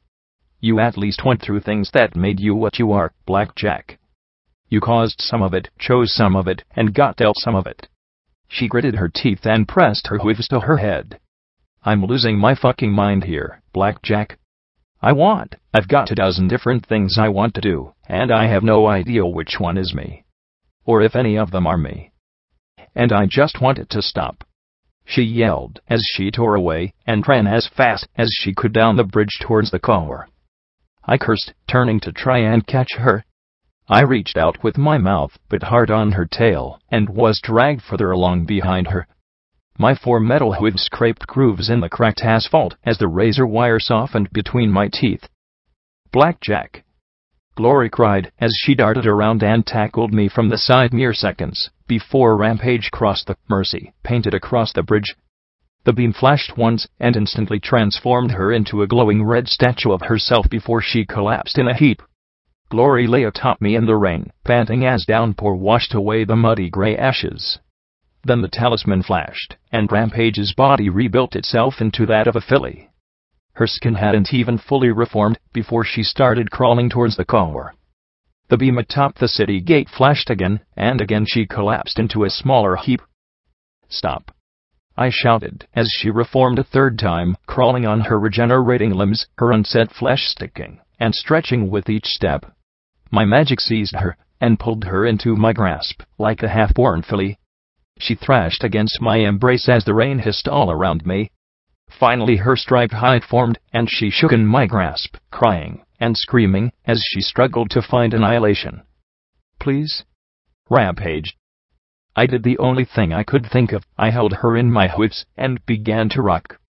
Glory sat beside me, humming softly in the rain as Rampage slowly stilled. She broke down in terrible, heartbroken little sobs as she curled against me and let out some of the pain. Slowly, eventually, she stopped thrashing. She curled up in my arms and pressed her face to my chest. I smiled softly and stroked her mane as the three of us sat together in the rain. I couldn't do anything for myself or Glory, but I would do something for her. Something. So, let me get this straight, Blackjack. Do you want me to go into the memories of a pony bound in a soul talisman, extract them, and put them into the recollector so that Rampage can discover she is more than the product of the talisman? Lacune asked, as we all sat on the porch of Seikashi's house. The rain had put a damper on the frantic construction, but now the sewage ditch was overflowing and vomiting its contents all over the road, while the hasty addition swayed and groaned ominously in the rain. Some of the fillies and colts were still trying to get them nailed down, tied down, or whatever they were trying to do.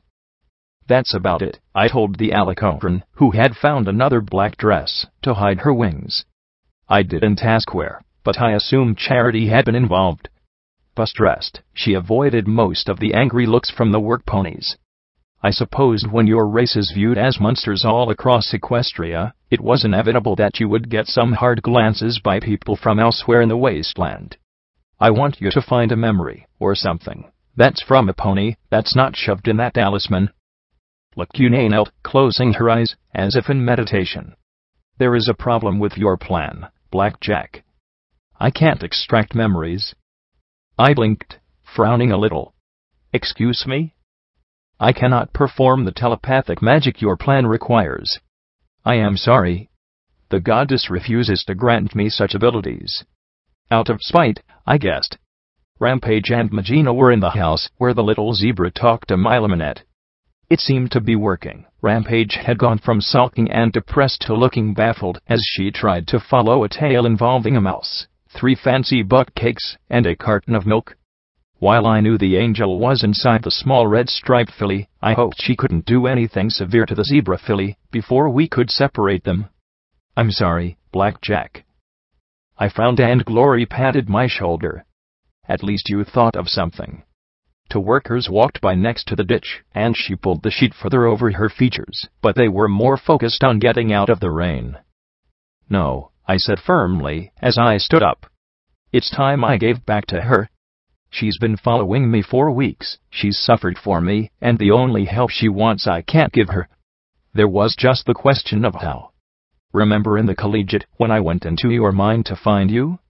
I asked, as I pointed a hoof at Lacune. "Why can't I try the same with her? Doing what you propose is extremely risky. You could contaminate your own psyche with the memories and personalities inside Rampage. You might put Blackjack inside her. You could forget some critical thought processes, like respiration," Lacune said with clear concern. I actually laughed at that. "Lacune, I've got a talisman regulating my breathing now. Heck, you could blow my head off and my body would probably keep living for a few days afterward. And I already have some in my head. And you know who is in there too." I paced a little. "I've got the dealer passing by on a semi-regular basis. Really, how much worse could it be? Considering what I'd done to Boeing, taking the angel from Rampage wouldn't be much of a change for me." Seikashi watched my lips with concern, before she smiled and said, "Do you know? I know a story about a funny zebra back in the homelands. A good male, wealthy and powerful and generous. One day he went for a walk and saw many poor zebras in the market. What to do? So he gave them all the money in his purse, and they were quite happy. He continued on his walk, and he found many hungry zebras living on the edge of his village, so he gave them his lunch, and continued on his way. Soon it began to rain, and he came across some wet and weary travelers along his way. And so he gave them his cloak as well. But soon this funny zebra was alone, and hungry, and wet. He found a cave in the woods. There in the cave he found a beautiful zebra from a faraway village asleep in the bottom of a cold pool. And because he was good, he dove in, and swam deeper and deeper. And thus he drowned. When he died, there was no pony to help the poor, the hungry, or the weary. And so, they died too. She finished with a blissful smile, ribs folded in her lap. We all stared at her for a long minute. "Say, Kashi, that's a horrible story," Glory blurted. The zebra mare rubbed her chin. "Perhaps I should add more description of his cloak. Would that make it better?" Glory just stared at me. Say, Xanth was worse. She went on and on about being cursed. Propoly. The man their silly curses. Say, Kashi laughed. She had no right to talk. I understood the meaning of her little story, though. If something permanent happened to me, what would my friends do? Was this just me trying to find some new and inventive way to hurt myself? No, I said firmly, but with a small smile, as I looked at Lacuna. I know it's risky. And I'll try, and be careful. But Rampage can't keep going like this. At this rate, she's going to bury herself in a mine shaft, or throw herself into the ocean in a concrete-filled barrel, or something. Something drastic, and so long-term I wouldn't be there to save her. Glory smiled in worried approval. But Lacuna said, telepathically to me, and what if you go into her mind, and discover that she is correct? That there never was a mare named Rampage. Then I'll lead to her, and be her friend, till the Lazriel, I replied telepathically. If I can give her peace and can help her, then I will. And while I had her in my mind, I thought, you knew the goddess was trying to take me over, didn't you? Yes. I feared it was a great risk and that she would make the attempt. She knows a pony like you or Litlepip is her greatest threat, Lacuna replied shamefully. I failed you. No. It's not your fault. It's the goddess. I smiled at the Alicorn. Don't worry. We'll think of some way out of this. And there's the stable dweller out there too. If Litlepip can't do something, the stable dweller will. Probably drop a balefire bomb, or a house on her, or something. There was a note of disgust in my mind. You two do realize I can hear you, right? The goddess said dryly. And the moment you do think of something, I'll know it, she added in a mental snarl. Then there was a pause and the goddess snapped irritably, and your stable dweller is Litlepip. Oh, sure. Like I was going to believe anything she said. I got the impression of a pony throwing their hooves into the air in resigned annoyance, and tried to put killing the goddess out of my mind for now. Right now, Rampage needed help first. I've been in and out of too many memory orbs to count. If it'll help her get answers, I'll try it, I said, then met Glory's worried gaze. I tried to give a comforting smile. I'm going to be careful. I will. I then looked in the next room where a tiny Magina jabbered to a morose Rampage. If I can give her peace, it's a chance I have to take. I caught Glory staring at me with a small smile. What? I asked in worry. Nothing. I was just reminded about things, she said, that little smile not leaving her lips. My spirits rose a little. Good things? Yes. And frustrating things too, she added, popping that balloon of hope inside me. If you are going to do this, you will need a recollector and an empty memory orb. The recollector we have, Lacuna said, reminding me of the strange black circlet I'd found in Vanity's locker. As to an empty memory orb, I suggest you see the local shop filly. I felt a cold shiver run down my spine, as I suddenly feared for my bottle caps. The post office had gotten a bit cluttered since the last time I'd been in here. The space behind the counter was nearly a solid wall of packing crates and boxes overflowing with plunder from Blue Blood Manor. The feral ghoul population had kept it safe from looters, leaving it to be picked clean by Chapel's intrepid crusaders. Anything of even passing value that hadn't decayed had been brought here. There was a little sign that read, "Ring bell, if it makes you feel better." I looked at the brass bell on the counter and tapped it. Nothing. I hit the little button on top repeatedly, but aside from a muted and oddly unsatisfying tapping within, nothing. I sighed and stretched up to try and peer over the crates of silver candlesticks and stacks of porcelain. There was nothing for it. "Charity!" I called out. There was a rustling, and the mare called out that she'd be right there, or something. Then there was a crash and a yipe, and several seconds later a peach-colored mare poked her head out as asked timidly, "Yes? Can I?" She trailed off as her pink eyes met mine and widened in shock. "Blackjack? Caprice?" I gaped at her. "What are you doing here?" The once leader of the flank looked as if she were recovering from quite a beating. Her face had the unhealthy blackish-green marks of bruises that were in the final stages of healing. The eyes, however, now openly showed a fear of the world she barely kept concealed before. She swallowed and lowered her gaze. I was thrown out of the flank. My security team, they took over all the chem production, and they're using it to make Rage and Dash. Any pony that didn't accept Citrin's rule was run out, most of the working mares and stallions. The trough is basically gone. The only trade they allow now is buying chem supplies, guns, and food, and selling Stampede and Rainboom. They're nothing but a bunch of drug fiends now. I felt a little bad for her, just a little. She had planned to betray me, but clearly she'd gotten the rough end of the stick. "How would you end up in chapel, then?" "It's just down the road," she replied with a shrug.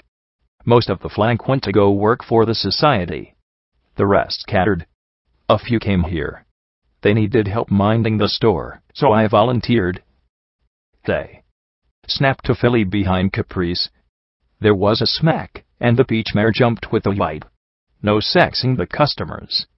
Do that on your own time," Charity called out, then jumped on Caprice's back and hopped over her head and onto the countertop. She took one look at me and narrowed her eyes. "Blackjack? Where's my money?" I met the yellow earth filly's blue glare and backed away.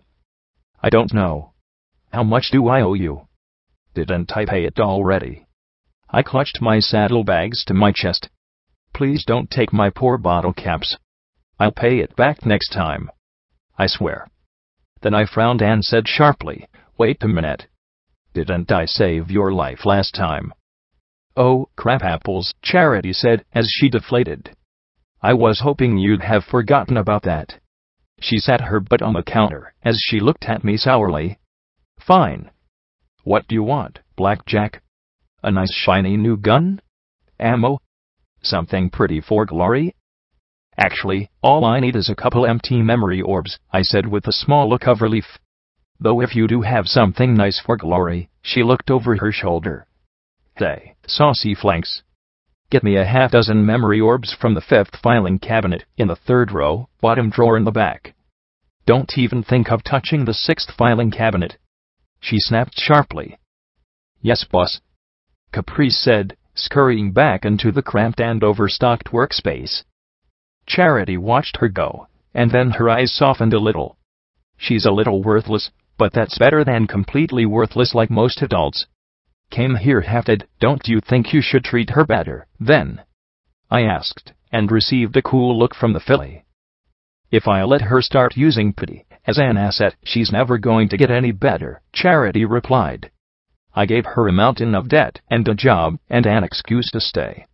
Till she pays it off, I get an assistant. She gets a place to recover." Then the filly adopted a sly grin. "South. Champion in bed, hut." I groaned and rubbed my cheek. I didn't expect every pony to hear it. "Do. That's what makes it funny," she replied with a roll of her eyes. I quickly decided to shift the conversation away from my sexual experiences. "Listen, can I talk to you about Scotch tape? She has a bunch of ideas for chapel." I expected a snide comment or smile, but not the dark cloud that passed across her face. "Oh. The stable filly. What about her?" "Stable filly? Charity. She has a lot of good ideas for helping chapel," I repeated with emphasis. Great, Charity said sarcastically. She can keep them. What? But you don't want them? I said with a little frown of concern. She's a real smart kid, and she wants to help you out. Are all stable ponies so thick? We don't want her help, Charity said with a scowl. If she wasn't friends with you, we'd tell her to take her plans, shove them up her butt, go jump in the river, and make like a sailboat. My shot must have been incredibly evident, because she looked away, muttering darkly. She comes here the first time telling us about her poor mama, and how she died. How she's just like us. So we tell her she can be a crusader. So what does she come trotting up here with this time? Charity clasped her hooves together, and grinned with leer.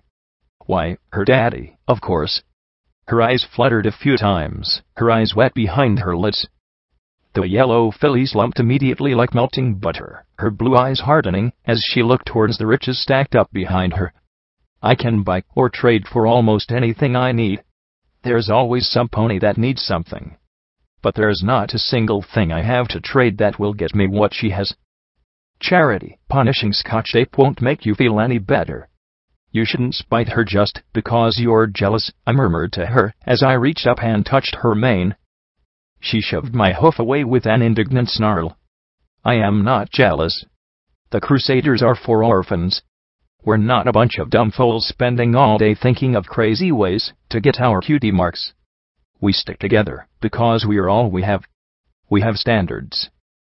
Suddenly there was a roar from somewhere underneath our feet, and Charity spun. I told you to stay away from the vault, saucy flanks. Eat her, precious, if she tries to touch our caps. Charity yelled. Vault? I asked in confusion. Yep. It's a big reinforced room down below for valuable Mayland packages. Usually don't keep a lot of stuff in there on account that it's a pain to get it up and down the stairs. I keep our caps and other valuable stuff down there. She screwed up her face in a scowl. Precious volunteered to guard it. Kinda insisted, actually. The filly sighed and gave a little shrug. Suddenly a scream sounded from outside, and I was moving instantly for the door, as a resounding crunch filled the air. Out came duty and sacrifice as I thought of who might be attacking us. Harbingers. Enclave. Raiders. I darted out into the rain, and paused as my enemy came to light. Gravity.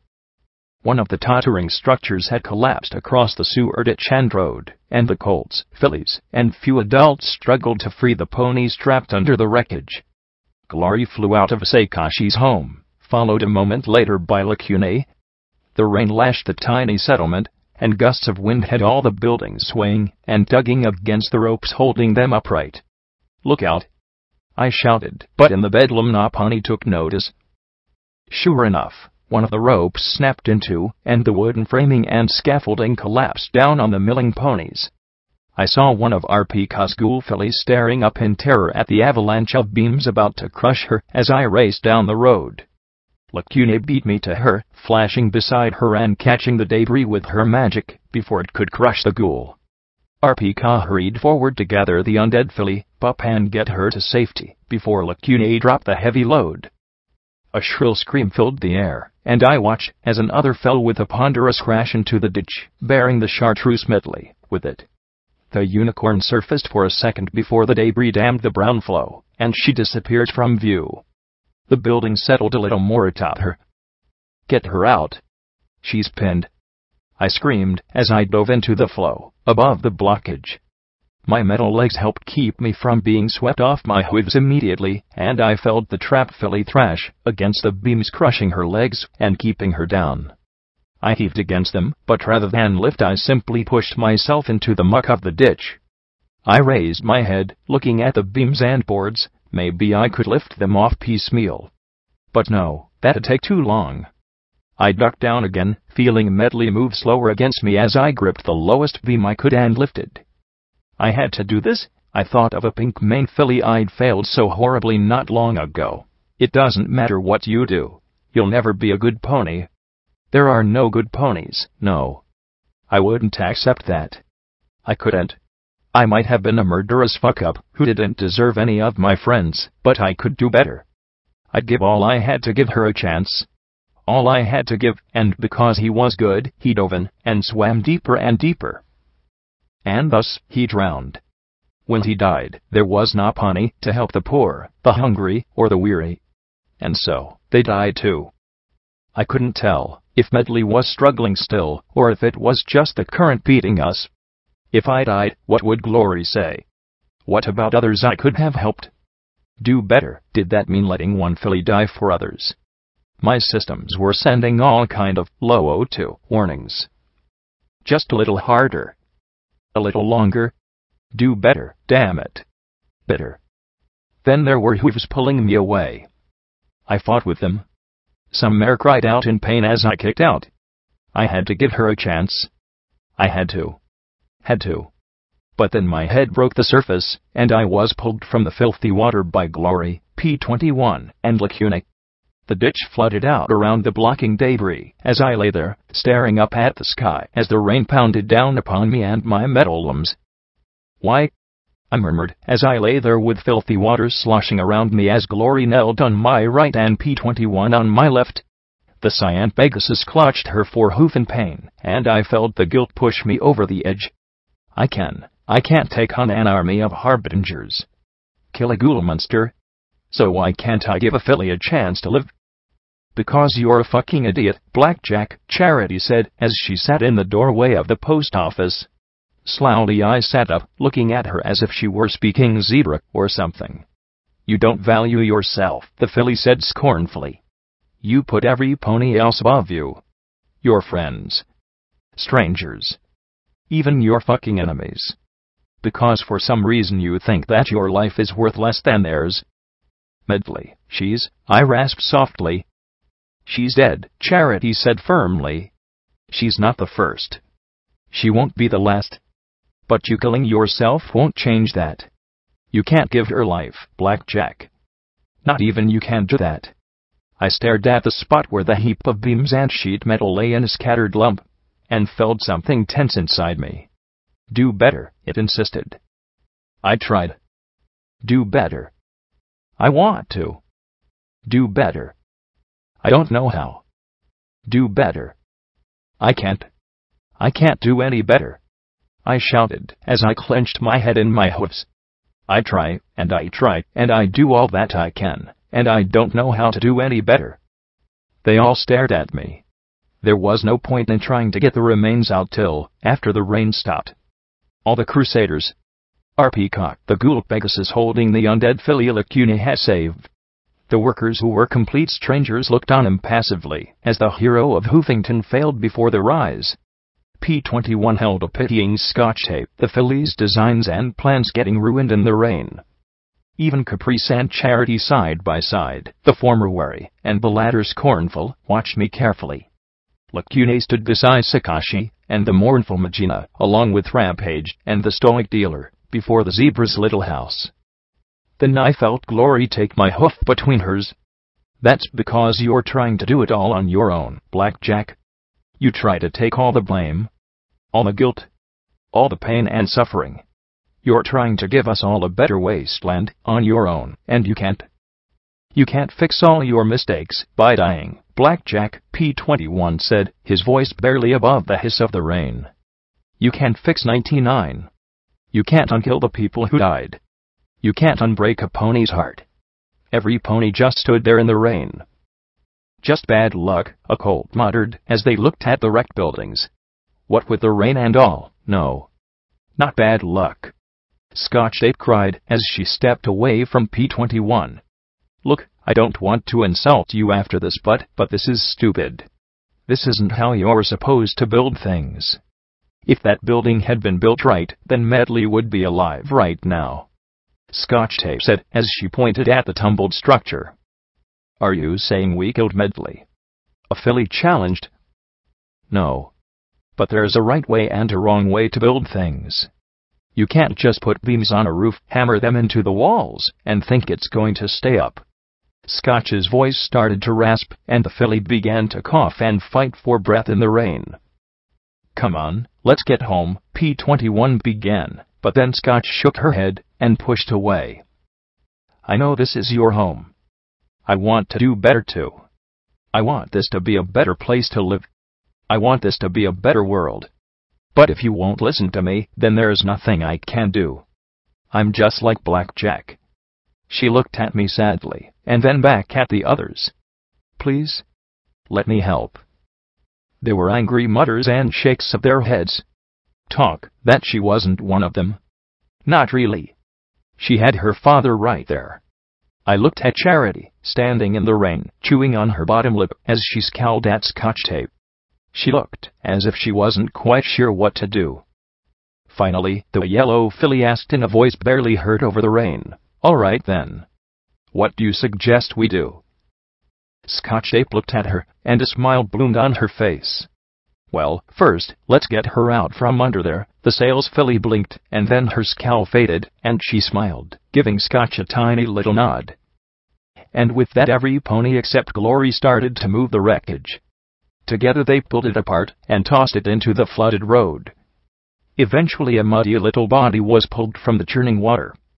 I couldn't bear to look at it as it was borne away. Scotch gave a few more instructions, like staying clear of the rest of the standing buildings before P-21 put his hoof down, loaded her on his back, and headed for home. Rampage went back inside while Lacuna helped take down some of the riskier structures. With the ditch more or less clear, the water returned to flow unimpeded towards the river. "I can't love you like this," Glory murmured beside me as she hung her head. "I want a Blackjack." "I do. You're a good pony, even if you're an insufferable screw-up. But I can't give my heart to a mare who doesn't think she's worth it. You've got to live, Blackjack. You're so willing to give any pony else help, but you won't let you help yourself." I lay there, rain falling on my synthetic eyes, as I stared up into that endless gray. "I don't know how, Glory. I know I need help. I know that what I'm doing is wrong, but I don't know how to fix it. I can't trust myself anymore." I closed my eyes. How is an e-pony supposed to help me? Then I felt her move atop me. Her feathers spread out and shielded me from the rain as she blanketed me with her body. It's not something I could imagine Rainbow Dash ever doing. Maybe that was why. I extended my fingers and reached up behind her wings and held her to me. I knew I should be helping clear the tumbled debris. I should have been helping the Crusaders bury Medley. I should have been checking on Scotch, or helping my friends, or he dove in and swam deeper and deeper. And so he drowned. I needed help. My friends needed help. Every pony did. And no matter how I kicked myself for Medley, for not being able to save her, it wouldn't change that. I buried my nose where Glory's shoulder met her neck, and held her. She hummed a soft little tune, like a lullaby, and I slowly relaxed bit by bit. "Come on. Let's go get out of the rain," Glory murmured softly in my ear. "Okay. I'll admit it's a little bit kinky, but is this really supposed to help?" I asked, flushing a little as Glory clicked the lock closed on the collar around my neck with a definite note of finality. "Hopefully, it'll remind you who's going to keep you from flying apart the next time you feel the need to try and save some pony at cost of your own life," Glory said. She tugged on the little heart-shaped lock with her mouth a moment, then smiled. "If I'm going to help you, I'm going to keep you till you accept how important you are to all of us." I blushed a little more, but really, I had no right to argue. If this was a condition of her staying with me, then I'd have to accept it. And, in all honesty, I was willing to let her do this. I had no idea how I'd make it without her. I needed her like I needed air. "But where the heck did you even find a collar like this?" I asked with a little squirm as we sat together on my bed. I could barely get a finger between the black leather collar and my neck, definitely snug, though not quite cutting. "Charity. She practically gave it away when I said what I wanted it for." "Oh, and she gave me the blank memory orbs Uni did, too," Glory said, as she rolled me onto my stomach. "I know you want to help Rampage, and I think you should, but right now you need a little more help," she said, as she stroked my spine. The contact and attention made me groan, but I also felt a little stab of guilt. I'd failed to save Medley. I didn't deserve to, yitch. I yelped as Glory whacked my backside hard. being unaugmented, it was one of the places on me that could really sting. My cheeks flamed as I looked over my shoulder at her. Glory. You hit me. You were thinking about Medley, weren't you? Glory asked, as she looked into my eyes. Instantly I flushed, feeling very confused. The Cyan Pegasus leaned towards me. From now on, you're not allowed to do that anymore, understand? Not for Dusk. Not for running away. Not for having sex. Not for failing anything. I'm the only one that gets to punish you. I-B-U-H-W-H-A, hut. I blinked in shock and bafflement. You heard me, Glory said, as she stroked along my spine once more. Any time you do something that deserves punishing, then I'll be the one to punish you. I'm not going to let you let it build up until you break down and do something stupid. And yeah, it'll probably hurt. But it's the only way I'll be able to be around you and not worry about the next time you're going to fly completely apart. She closed her eyes and paused, then added, and I think I need this too. I love you, but you've really hurt me more than once. I don't think I'll be able to get over it if I can't. But, I mean, what if I have to? I asked nervously. I expect you to be a good pony, Glory said softly. And if you have to help, help. But if I think you're trying to use help as an excuse for getting yourself shot, then you're getting punished. And if you do something that hurts me, you are getting punished. And if you start hitting yourself and moping, you are getting punished. She hooked her wing in the collar's ring and pulled my face to her. I love you, but I'm still really pissed and scared for you. If I can't have some say in keeping you safe and helping you, then I'm not going to bother. I pursed my lips, then sighed, and slumped a little. I guess I don't have a choice. She nipped my rump, making me jump and look at her in confusion over my shoulder. Of course you have a choice. If you really need me to stop, just call me Rainbow Dash, she said, as she stroked my mane, making me murmur at the contact. But if we're going to be more than friends, I'm going to have to be in charge for now on. She bit my mane and gave it a tug, making me wince and groan a little. And shiver, and smile. That afternoon, she unlocked me from the bed, and I slipped off the sheets feeling odd. Not just odd, oddly good. I confessed anything, and everything, that had bubbled to the top of my memory, and Glory had brought out a few more tools to use on me. I'd been spanked 2 times for Boeing, and 4 times for Medley, and once for the Fluttershy Medical Center. A blindfold, hoof cuffs, and belt were used when it came to punishing me for Dusk. She'd gotten creative when the time came to answer for Stygius. Funny. I felt more like a mare now than I had with him, which was odd, as I was with Glory. I never necessarily thought of myself as submissive, but after the long afternoon and night, I had to admit I had some positively juicy feelings inside me.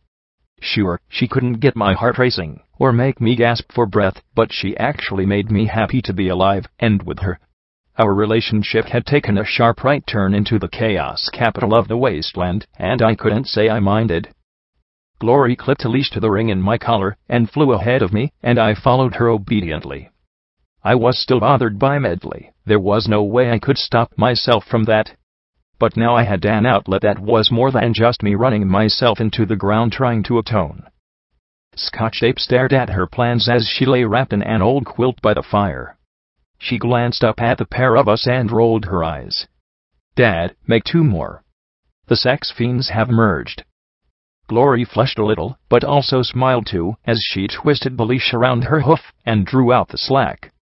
We aren't sex fiends, she said primly, then pulled me close for a kiss that had me on the ends of my hoofs. We just got creative in our relationship. Told you, Daddy, she said, but then she started to cough. Glory unhooked the leash and then flew to Scotch's side. She pressed a hoof to her brow. You feel a little feverish. Let me get the thermometer. The olive filly pushed her hoof away. I'm fine, Glory. Besides, after all you 2 were probably doing together, I'm scared where you'd stick it, she said, the little filly actually blushing as well before she looked down at her drawing. We weren't that bad, were we? I asked P21, my smile wouldn't quite go away. The blue buck was actually trying to cook something in the kitchen. To my amazement, It smelled pretty good. Well, I don't think quite as many people heard it as the champion comment, he said causally as he watched the pot simmering. Still, you're loud, Blackjack. I moved closer, sniffing the dishes. That seemed to actually be some sort of pie, tea, and a salad of some sort. You're okay with what we're doing? You're a grown mare. She's a grown mare. You're both safe and consenting. Beyond that, it's none of my business. Don't involve scotch tape, and I'll be happy. He glanced at my rump. Just a suggestion, though. Go easy under the tail when you're starting out. Wow, look at me blush. Oh, Celestia, I hadn't even thought of that, Glory murmured, then silenced Scotch's retort with a thermometer popped under her tongue. I feared for my backside. Sexcapades aside, I still want to try and help Rampage. Where is she? I asked with a little frown. Lacune has Rampage and Boo in her room, P21 replied. She keeps cycling through personalities. Lacune just levitates her when she gets violent. At least she's easier to handle when she's a filly. She hasn't tried to hurt Boo, has she? I asked with a worried frown. No. Apparently 3 of her souls think she's their daughter, or something. Of course, as soon as she snaps out of it, she's all confused. Like she remembers some parts of it but not others, P21 said softly. I remembered how I felt after I died, the certainty that something had happened while I'd been gone.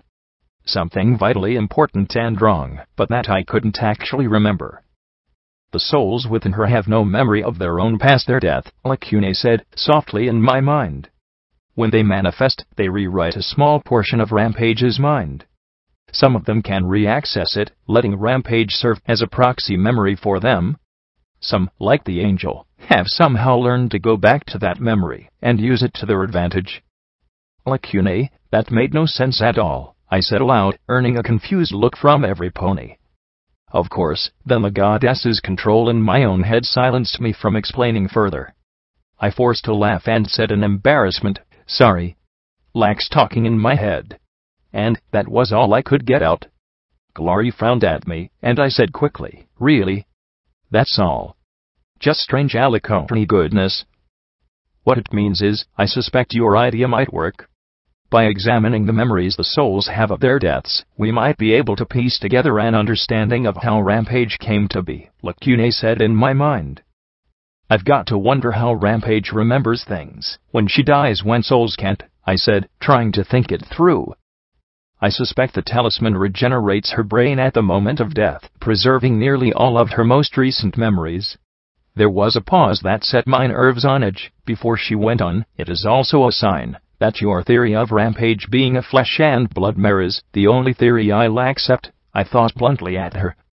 If we don't find any proof, then we keep digging till we do. Like with science. And if we still don't, then we'll till we do. That's not how science works, Blackjack, Lacune told me with an air of infinite patience. It's how the science of friendship works, I said aloud in my frustration. Sometimes, to help a friend, you have to lie to them. At least until they can deal with it. I flushed, rubbing the back of my head. Sorry. More brain talking. I'd expected weird looks from my friends. Scotch Ape just frowned. Yeah, but it still sucks huge butt, Blackjack. I mean, I still got a big old wad of nothing between my ears, thanks to you. I still feel, nervous of machines and stuff. Really annoying. Tell me about it, because the goddess had made me unable to tell her. Glory and P21 looked a little more worried, though, glancing at each other. I knew they probably weren't all that keen on being around Rampage when she found out. Deal with it. Rampage was a pony, and nothing was going to convince me otherwise. I just had to find a way to convince her it was true, too. And if I was wrong, well, I'm pretty experienced with messing up relationships. Maybe she and Glory could tag team, or something. I rose, and looked at Glory and my friends, and she gave a resigned sigh, and a little smile. Go on. See if you can help her. I gave a crooked little smile to her. And if I mess up, she smiled back, her eyes firm but warm. I think either way, Scotch tape groaned from where she was trying to draw new designs after the others had gotten soaked in the rain. Could you either go help Rampage or go at each other again, or something? Some ponies are trying to work here. I laughed and nodded, giving her another kiss and then looking into her eyes. I really love you. I know. I love you too, she said, before adding a moment later, but I'm still plenty annoyed at you. So when you're done, she stroked my cheek, and Scotch tape groaned in annoyance. P21 just laughed softly. Just let them enjoy it while it's novel, Scotch. The olive filly snorted, well, whatever. Probably won't take long. Trust Glory to make kinky sexy spanking, and whipping boring. You're just jealous, Glory said, as she hugged me, and stuck her tongue out at the earth pony. Scotch's eyes popped wide, and she immediately went scarlet. That's not true. Scotch Apes puttered. I could have a filly friend if I really wanted one and stuff. There's boys here that'd like to be with me, too. Glory sputtered, and looked at P21. Are you seriously going to sit there, and why? P21 just blinked in confusion. She has her implant. Glory then led off into a tirade about sexual propriety and how Scotch should wait till she was married, and Scotch immediately asked what marriage even was. I admit, even I was a little fuzzy on the concept.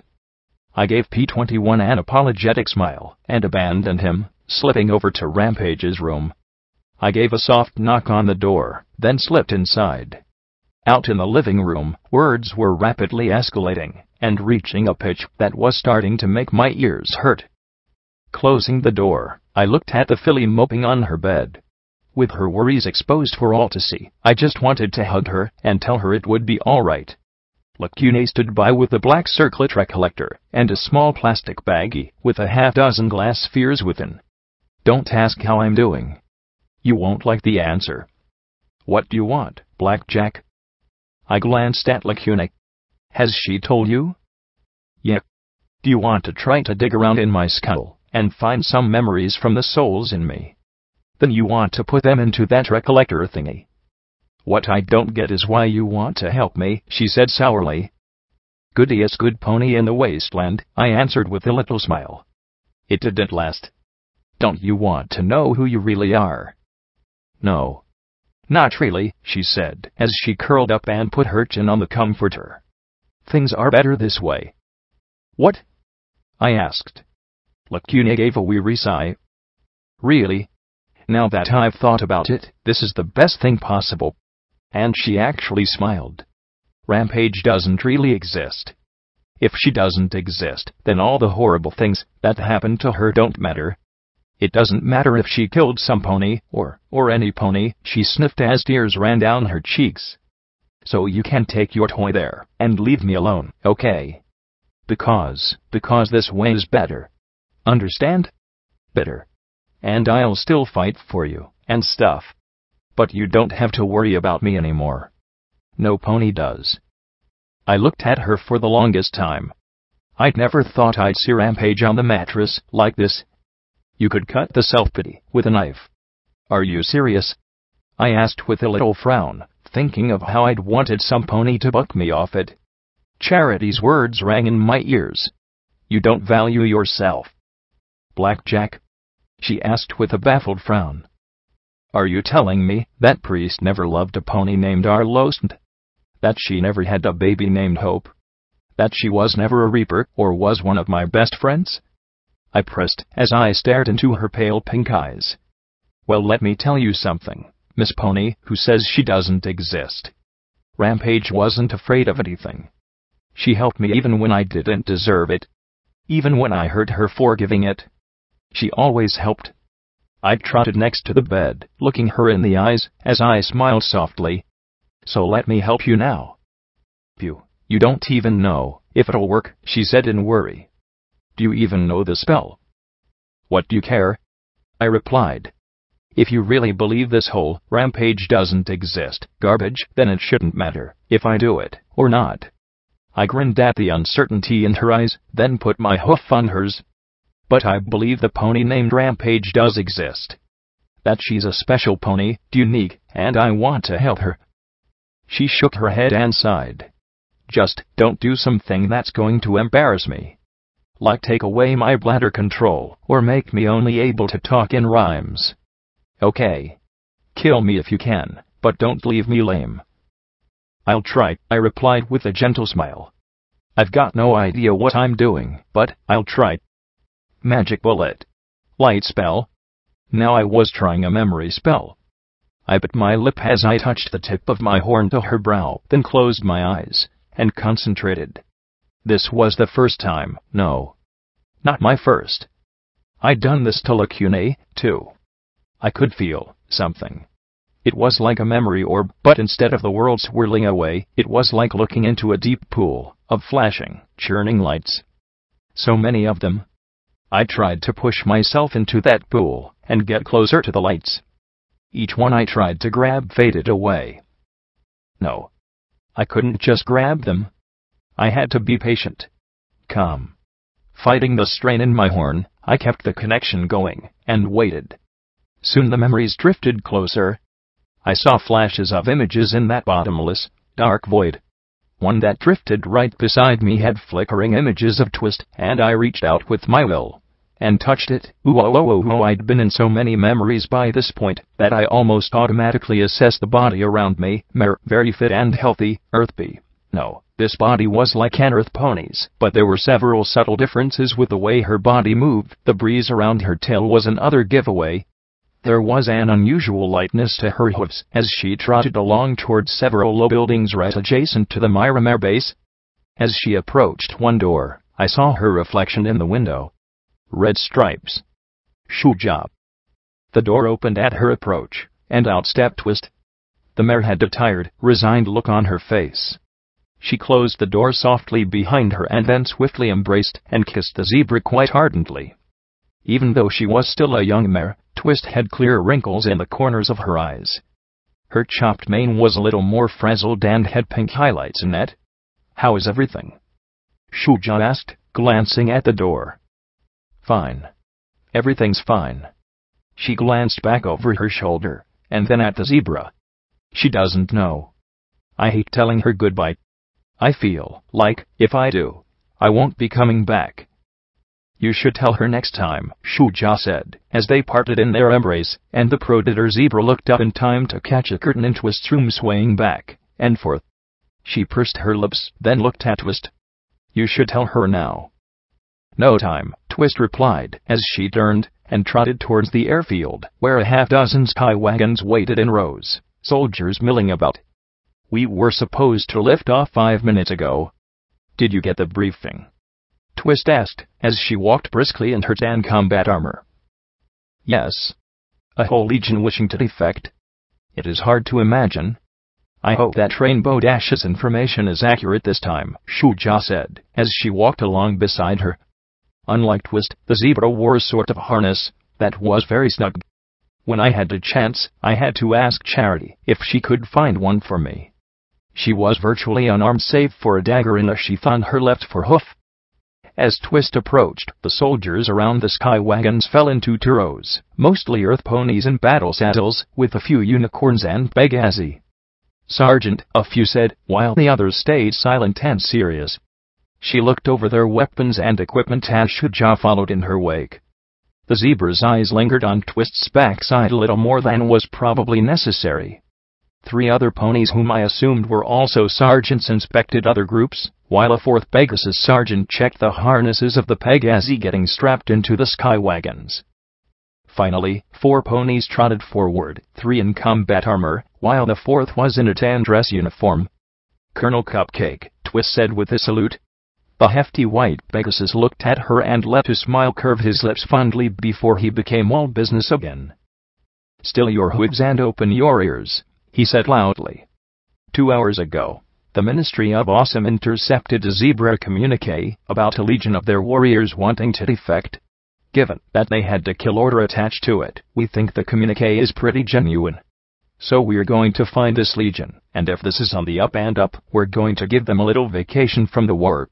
Now I'm briefing you personally, because the legion named is one of the oldest that had ever fought us in this war. They've been doing this for 20 years. If they're willing to throw in the towel in now, we want to know why. That means no itchy trigger bits. No mistakes. Nothing. Do I make myself clear? Sir, yes sir. The soldiers said in unison. Fall into your transports. Dearest Luna, soft and strong. He called out. Let us honor you in song. The soldiers called out in unison in return. He saluted them, and they returned it. The other officers snapped out for them to get to their transports. The ponies and lone zebra rushed to the waiting sky wagons, and minutes later they were lifting off and flying southward through the night. The usual Hoofington drizzle hissed against the covered roof as they flew through the darkness. The soldiers waited in rows, occasionally talking in low voices. This was how I learned that zebras also had exceptional hearing. What the hell is that stripe doing here? One soldier mare asked in a murmur. Shut your mouth, idiot. That's a predator. She's the sergeant's very special something, zebra, a stallion said darkly. Oh, gross. You're telling me that the sarge is running with a damned stripe? The mare said in disgust. I can't believe I asked to transfer to this unit. Transfer out, then. She's the last of the marauders. Sarge Twist is a fucking legend. I'd rather serve with her than a whiny transfer that hasn't had a dozen of those damn zebra robots hunting her down, the stallion grumbled. Oh yeah. Well, I've been hearing folks talk saying they're gonna give her a retirement pretty quick. I mean, you got to ask yourself, when the horse apples fall, is she going to save us, or save the damned stripe? The mare snorted. Then every stallion and mare turned almost as one and glared at her. The stallion then muttered softly, you better shut your mother-bucking mouth right now, or you won't get the chance to transfer. Understand? That's enough talking. Zip it, Twist said as she walked along the center aisle to stand beside Shuja. They're chatty, the mare muttered. Is it true? Shuja asked in a near whisper. It's not true till they take my stripes, the soldier said, looking at the zebra with the tiniest smile. If something should happen out there, nothing's going to happen. This is just a wild goose chase with hazard pay. There's no way the First Legion would defect, Shuja replied evenly. Then this is probably a trap, the pale mare countered. So if anything should happen, I know. I'll take care of your pet, the zebra said with a smirk. She's not a pet, Twist retorted. I stand corrected. You're feral beast. You're impossible, Twist sighed, and then shook her head. And you're adorable. Now hurry up, glare, and say something intimidating before I kiss you, and make you blush, the zebra breathed. Twist did so, barking out instructions, making rude speculation about some pony's lineage, warning every pony to check their fire, and making sure their gear was ready. Most of the soldiers were paying attention, but the soldier mare, who'd been talking before, did so with a poorly concealed sneer. The sky wagon sat down into the night in the middle of a barren landscape. The rain poured into gullies and arroyos, and ponies blundered about a bit as they adjusted. Shuja had no problem moving about, her unarmored hooves barely slipping in the mud. Predator, a mare called out in a serious voice. Shuja spotted one of the officer ponies. I'm counting on you. If the First Legion is out here, you're our best chance to find them. If this is a trap, you're the best equipped to warn us. Yes ma'am, Captain Grizzly. I'll send up a red flare if this is hostile.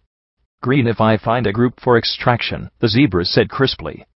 The sergeants were all making sure every pony could say, surrender, drop your weapon, and follow, in zebra, as I moved out with the grace and silence of a ghost. She leapt across the gullies and skirted around rocks effortlessly.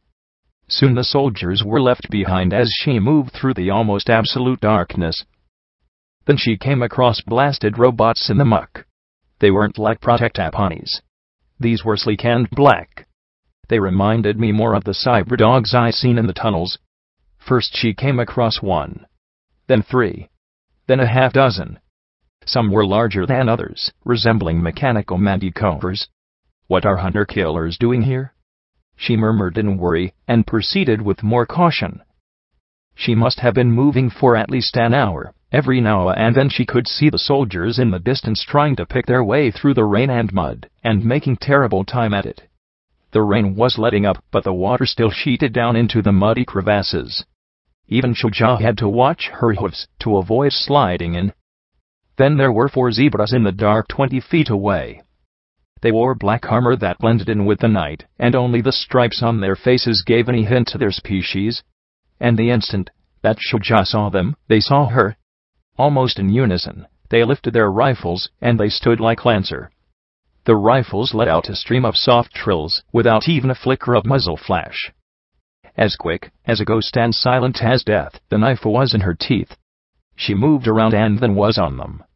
A slice disemboweled one. A second was sent staggering back, as a double hoof kick collapsed his sternum. A third was knocked onto the wet ground, and then all 4 of Shuja's hooves came down on his throat.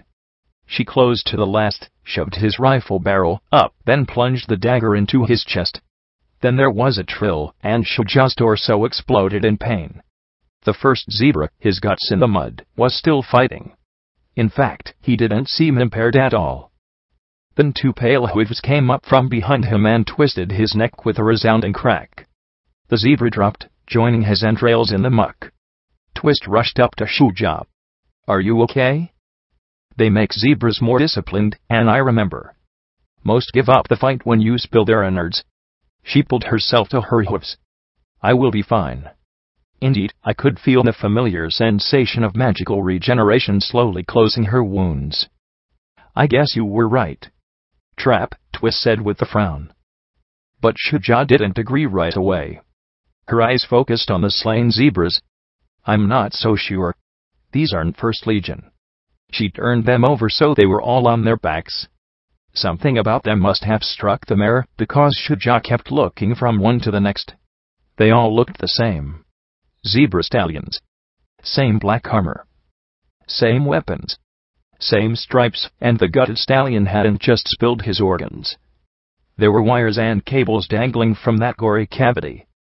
"Now you see," a voice said from the darkness in heavily accented pony.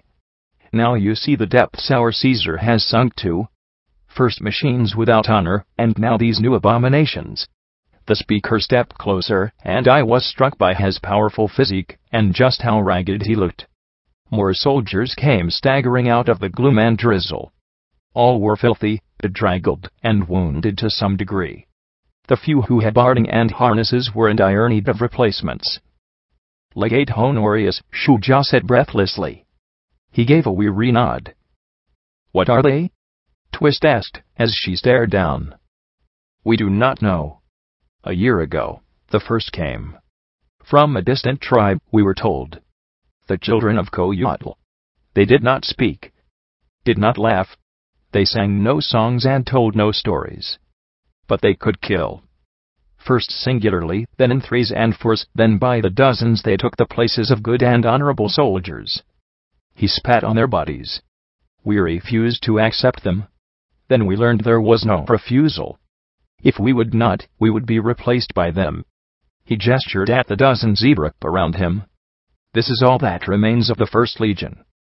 Shuja gasped something in zebra. Twist echoed her shocked tone. "This is all that's left of 1,000 soldiers." He nodded grimly. "We need to get you to safety. I know the Ministry of Awesome is going to want to hear about contact." A mare screamed in the night, and then the air filled with the buzz of 2 machine guns sweeping across the assembled zebras. Had they not been tired and worn, I was sure they would have been able to get to safety. Exhausted and out in the open, they were torn down by the spray of fire, as the mare screamed hysterically. Contact. Enemy contact. Enemy ambush. The injuries that Shuja had sustained slowed her a bit. Some more of the wild spray caught her, knocking her back. Twist, however, was able to run to the side and keep out on her field of fire. She slid in the mud and slammed into the snide mare from the sky wagon. "You fucking idiot. What the fuck do you think you're doing?" The young earth pony slammed back. Had she been 10 years younger, I was sure that Twist would have been able to take her. But with the mud, her hooves twisted out beneath her and she was sent sprawling. "What am I doing? Killing the fucking enemy. That's what we fucking do. That's the point of this whole fucking war. To kill them all." The mare yelled at Twist. not fuck them like some sympathizing whore. No, Shuja croaked as she struggled to her hoofs. Come on, heel faster, she panted. Twist charged. She had 6 feet to cover. After that 6 feet, she could take the mare apart in hoof-to-hoof combat. But the soldier only had to bite a bit. The machine guns roared, ripping into Twist before she was halfway. No. Shuja screamed as she finally rose and charged as well.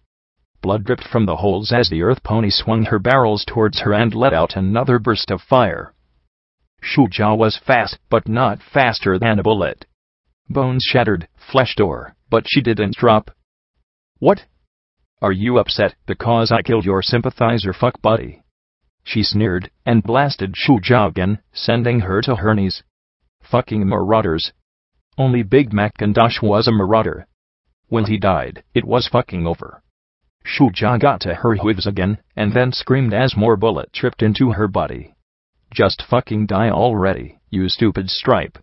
She screamed as she fired yet another burst. Every piece of Shuja's body burned as she rose yet again. What are you going to do? Hut, Stripe. What are you going to fucking do? She screamed and then bit the trigger once more. The guns were silent. Then the zebra's bloody hooves lunged forward and grabbed the mare's neck. Wait till you're out of ammo, she said simply, and then twisted her whole body around. The mare's neck snapped like a gunshot twice, and she dropped, belly in the mud, face towards the rain. Shuja staggered her bleeding body to where Twist lay in the mud. The pale pony took short choking breaths, one eye looking up at the zebra. Guess I should have told her goodbye, she gasped, blood foaming at her mouth. No, Shuja said, as she slumped against her. The machine guns had ripped a hole through her combat armor, and punched clear into her chest.